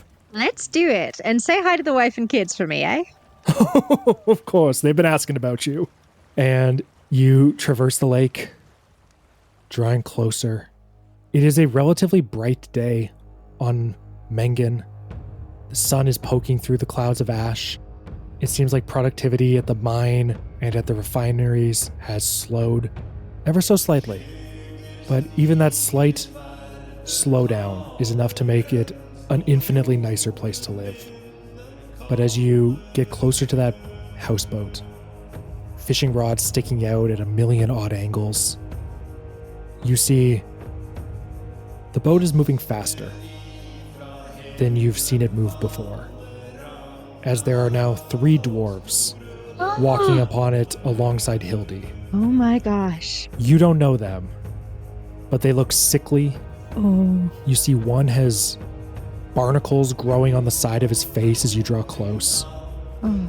The other, his skull is opened at the back, and it's almost like there's like a jellyfish clinging to the back of his head, and you can see little bits of brain on the other side. Gross. And they are walking, and you can see that Hildy and Quincy look uncomfortable. Like every so often they like glance over at these other 2 dwarves who just stare forward blankly, just walking in an endless trudge. But eventually you draw close, and you hear a shout from within, and the walking stops, and you are able to board. Hi, Franny. The door to her office creaks open, and it is darker than you remember. Whatever light there is outside doesn't penetrate, save to reflect off her 2 bulging eyes. "Hello, dear. Surprised you made time for an old friend. Time's running a bit low, don't you think?" Oh, I'm feeling pretty confident. I've got irons in the fire, but I'm sure you know that. I mean, you're very vigilant. I try to keep abreast of situations as they develop, but the fish can only tell me so much, so I'm sure you've been up to all sorts of wonderful, sneaky things. I have, actually. Did you get a glimpse of my performance the other night in the Green Sapphire? Must have missed that one. Shame, I'll catch you up later. But the gist of it is that I do have a convoy of representatives from the Korak company coming here, one of whom will be offering his services for 50 years. He has been directly ordered and agreed to walk that sentence. I am the one who brokered the deal. I just wanted to let you know that that will satisfy my end of the 50-year bargain. So do be on the lookout for him. Give me a persuasion. That's so to persuade. There's nothing underhanded about this deal, right? Oh, I got like nervous rolling that. That is a 17. She looks at you long and hard. Very well. And if I ask this dwarf if he is here to take the place of Faunalyn Vaydark, the noble of Ulathothayad, he will agree? He doesn't have that information, but that wasn't part of our deal. It wasn't a requirement. What he will tell you is that I asked for somebody to walk for 50 years, and he has agreed to do so. He has no idea that he's swapping out for me. We never said that he needed to know that. In short, I asked somebody to walk for me and they agreed. In fact, by your own words, that agreement was allowed to be coerced. We explicitly agreed to that. Franny, darling, I'm a bit of a snake. She writhes towards you, crossing the space in an instant, breathing hot, wet breath upon your face. Oh, like a dog. I'll see about that. And she bursts out the office door, jumps into the water. After about a minute, she comes back, bursts into the office once more, slamming the door shut behind her. She takes a fish that's writhing in her hand and slams it down on the table and just rips it open with her bare hands. You look. Actually, tell me, do you look? Of course, I'm riveted. It appears to be a fish. There is nothing that you can see. It is blood and guts and bone. But she is reading it like you would read a book. You see her eyes are darting back and forth across its inner workings. Very well. The dwarf shall walk for you. I must say, you seem disappointed, Fred. I was looking forward to getting to know you better, and frankly, a Thrillwind or a Vaydark or whatever you call yourself is a much finer prize than a stinky old dwarf from a mine, but we make do with what we're given. Well done, girlie. Thank you. You know, I don't know that this has to be the end of our business dealings. I've had quite a pleasant time working with you. Maybe if I think of something else that I want. Perhaps the soul of your dear leafy friend. His soul. Glimki is plenty soulful, I assure you. You're going to need him back when Fat Sal's done with him. What have you done, Fran? Nothing you haven't already seen, but 2 kegs were sent. One's still out there. What do you want? Retribution? What else? What do you want from me? Treefellow's head on a plate. I want to hear his black-feathered god cry out in pain. He will suffer for what he tried to do. Don't you doubt it for a second. His days are numbered. If not by my hands, then by something else. You're tied to a sinking ship, girl. Best swim off while you still can. You don't know me very well, Fran. If you think, given the choice between being on a boat and swimming, you think I'm going to choose the physical labor. Poor choice of metaphor. Now, tell me this. If I go get your stupid little jar, will you leave my friend the hell alone? Yes. But I'm gonna need more than promises. I'm going to need it in my hand before the one searching for him walks away. Fran, I have other stuff going on, okay? We need to come to a reasonable, mutually agreed upon timeline. You can't just say, get it for me before he explodes. That's not useful. I have things to do. As do I. And one of them happens to be blowing up your friend. Oh my god. Okay, so are we talking like 2 business days? I don't know. Oh my god. Fran, I can't make any promises. good grief. Let me just think about it. I guess if I move dinner with Boat Guy and his wife, and I reschedule some sewing, I can go tonight. Tonight? If you blow up my friend before then, I will desecrate that jar, and you will never see it. Don't make threats, girlie. Doesn't really suit you. Now. How interesting. Well, there's nothing really to agree upon. You have my word. You bring me the jar. Sal doesn't go boom. At least, not within vicinity of dear Treefellow. Very well. Always lovely, Fran.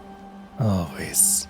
Why do I like her so much? Why is she so great? Okay, on her way out, Faunalyn wants to stop by Quincy and Hildy. Hi, you two. How are you holding up? Bad. Quincy looks like thinner since you last saw him. He's been walking a Stairmaster for a week straight. Mm-hmm. He looks ragged. He looks tired. Hildy looks about the same, but the same isn't exactly good for her. Yeah. Well, I know you're both very busy. I won't take up too much of your time. Can Faunalyn have brought, like, a book she borrowed from someone, or like a pamphlet, like a comic, something that she can pass over as a gesture? Because she imagines not only are these people tired, but they're probably also freaking bored. Yeah, so totally. can she hand over, like, something? Yeah, Yeah, Faunalyn wants to like, hand over some, you've like, got a book. entertaining book that she found. Yeah, love that. It's very nice.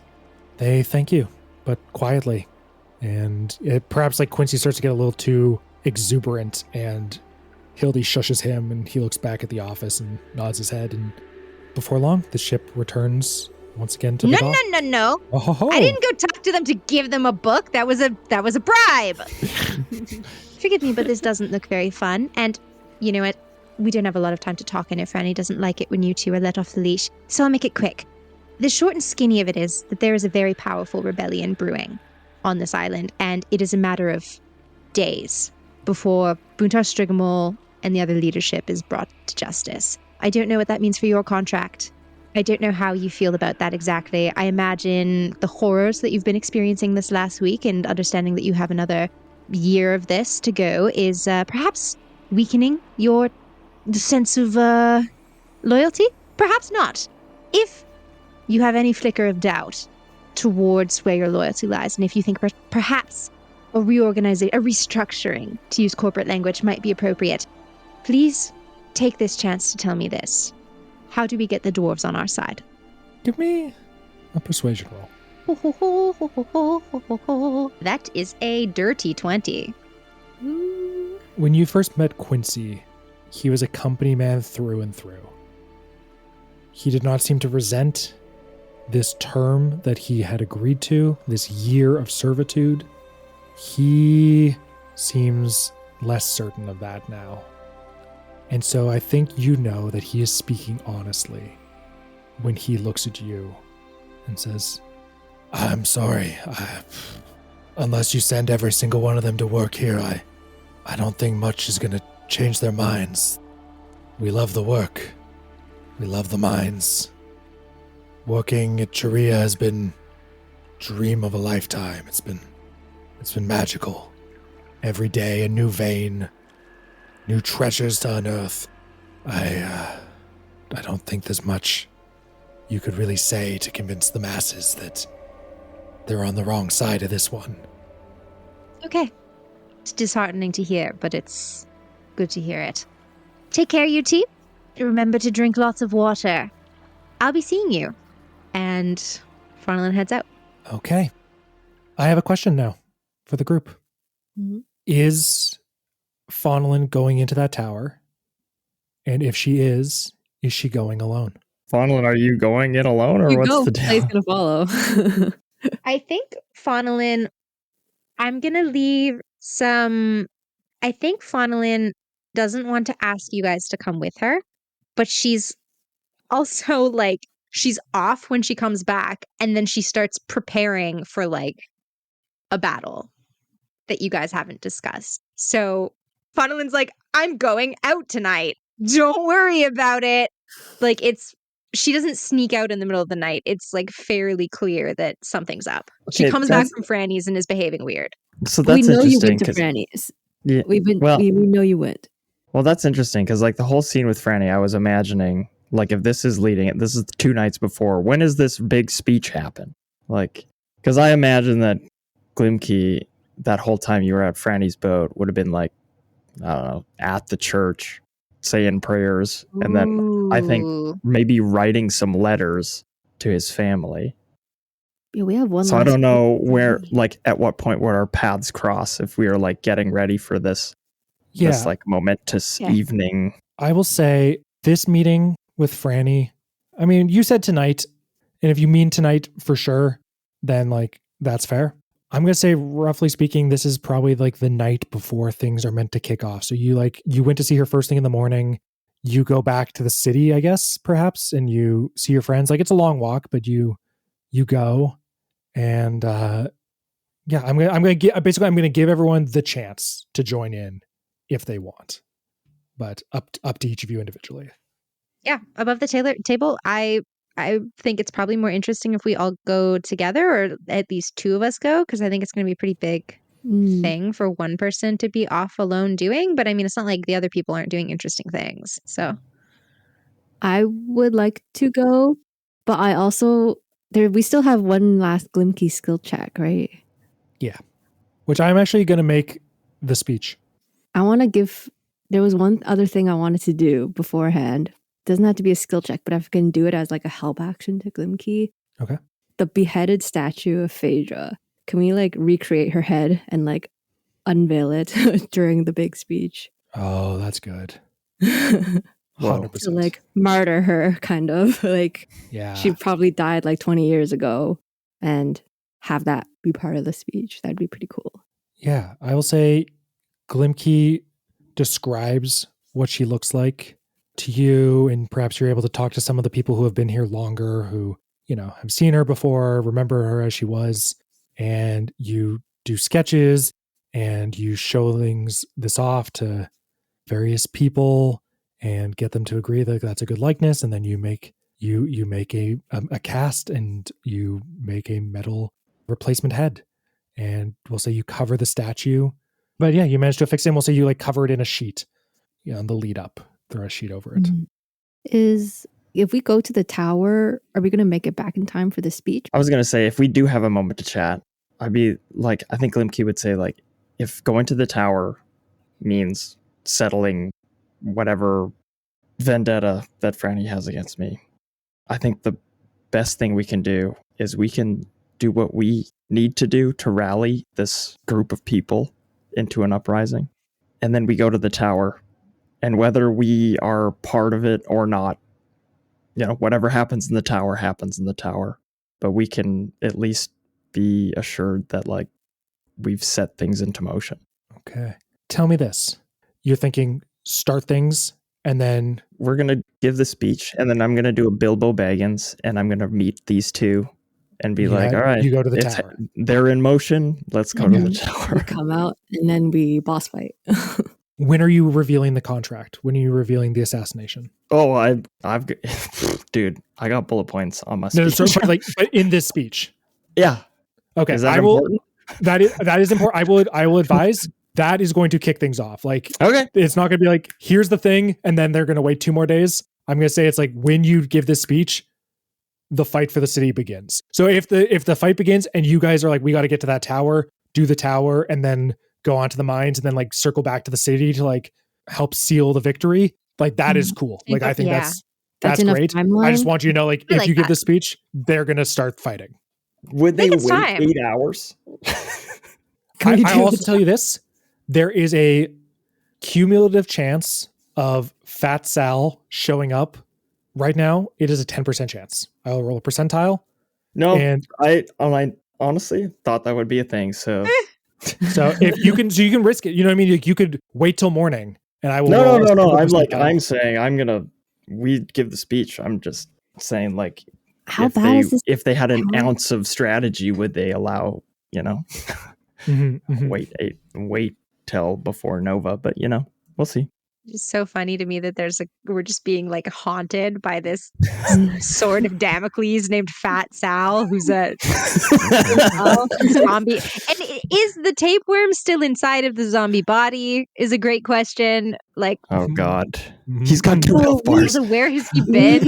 Is he just like chilling in the woods? First bomb pretty easily. Like if I just stay near Glimki and turn undead again. Yeah, you see him coming. So, if that's roughly the plan, I'm going to say the week concludes. Okay. And on this final night, as the sun is still burning in the sky, but starting to glow brighter, starting to burn redder, the bells of the Cathedral of the Divine Octad on the far end of Padera Square start to sound. And people who have been primed for weeks, well, for years really, but especially this past week, begin to congregate, filling the square, filling the adjoining alleys leading out of it.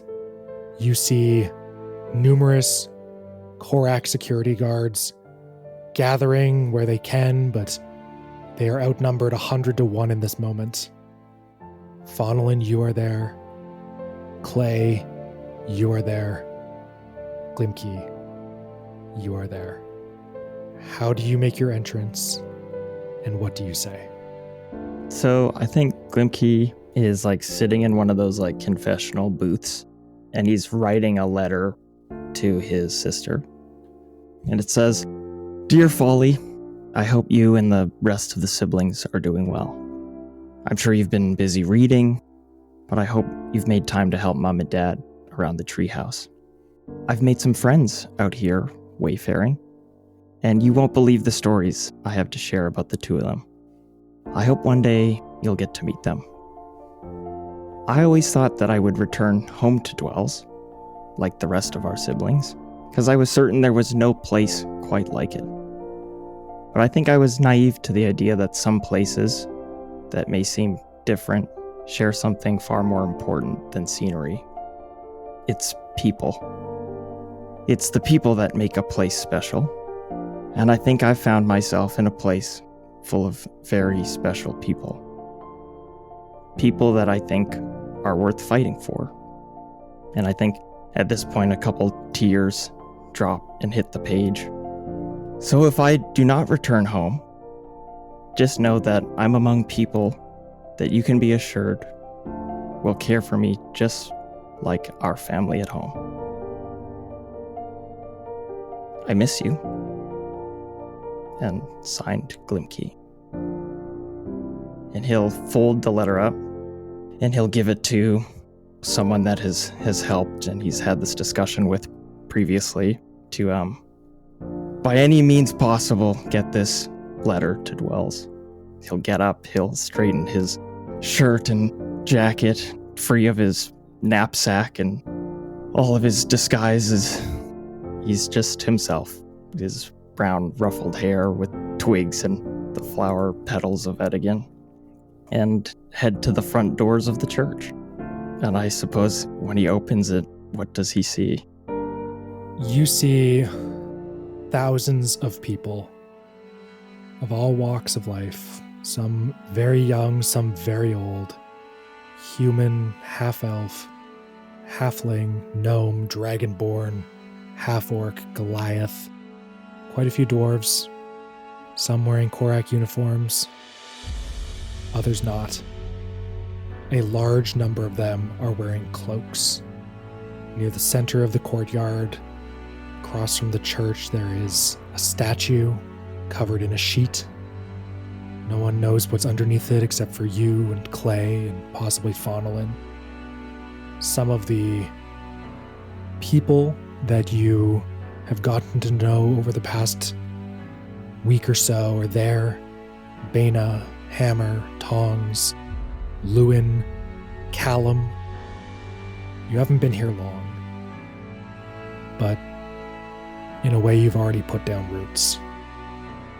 You are as much a part of this community as anybody else here.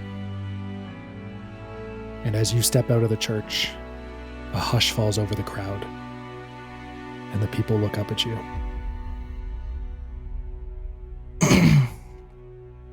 People of Mengen. He's too quiet. Someone do the thaumaturgy thing. Okay, I like mic check. I like amplify his voice.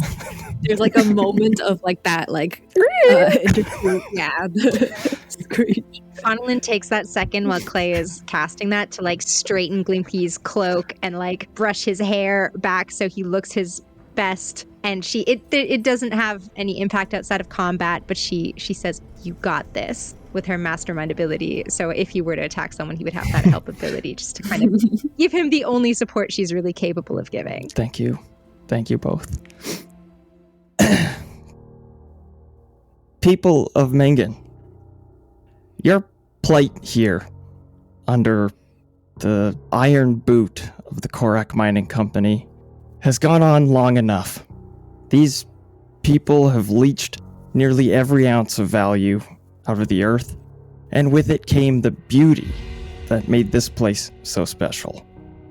And it brought your nature spirit, Edigan, to the brink of extinction.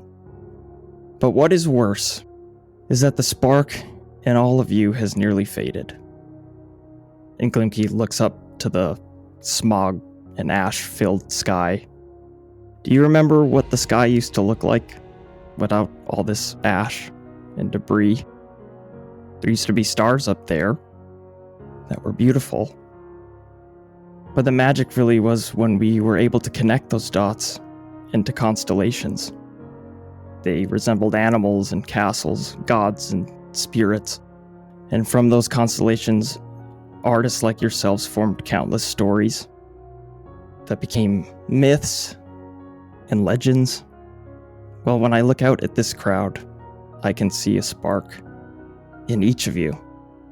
And from here, those sparks are beginning to look a lot like constellations. Magical, powerful constellations. And from them will be born stories that will grow into myths and into legends that are told around campfires all across Sav. And all we need to do to turn those little sparks into a roaring fire. And I believe we have what is needed to stoke those flames. And he'll take out the contract. This is a contract that proves that Buntar signed a deal to assassinate your governor and replace them with a plan. So they could tear the heart out of this island right before your eyes.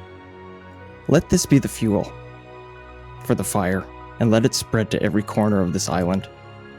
Whisper it in every ear that is willing to listen, to every abled body that is able to fight. And I can imagine the bell is still ringing. It is for us for whom the bell tower tolls. And let it be a reminder that every life lost will be connected, from Mengen to Dwells to the Urothothayat, and to every round edge of this beautiful floating disc. That by Nova, on the 8th day of this week, we burn Korak to the ground. The sheet is pulled back, revealing the restored statue of the governor. Almost in unison, the people in the crowd tear off their cloaks and flip them around, revealing the symbol of the Edda Gang, the cocoon symbol you all devised. People pull out whatever weapons and shields they have cobbled together. Some of them hold up torches, casting light and long shadows within this space. For Phaedra! For Edigan! For Mengen! And a roar sweeps through the crowd. The paintbrush rebellion has begun.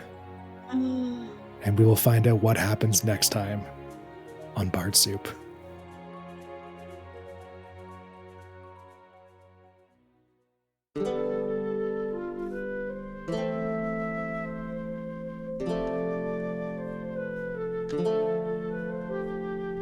Thank you so much for listening to Chapter 34 of Bard Soup.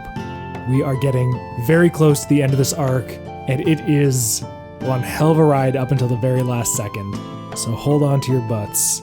And while you're at it, consider giving us a 5-star review on Spotify or Apple Podcasts. Follow us at bard_soup on Instagram or TikTok. Check out www.bardsoup.com for really cool fan art and some photos from a recent photo shoot we did. All that good stuff. We will be back in 2 weeks with Chapter 35. We are excited to share these episodes with you, like I said, and we hope you enjoy them. Stay warm out there, and we will see you in 2 weeks. Bye-bye. I got chills. That was so good. Oh, Jordan! That was beautiful. Oh, you That got me was tearing up. beautiful. I was Really? joking up the I whole know. time. Emotional. Good. Start a real rebellion. I'll follow you. What a dumb That was game. amazing. I'm like on the verge of tears over here. What a stupid game. My little leaf man just said beautiful words to his imaginary sister. Oh, I love this shit so much.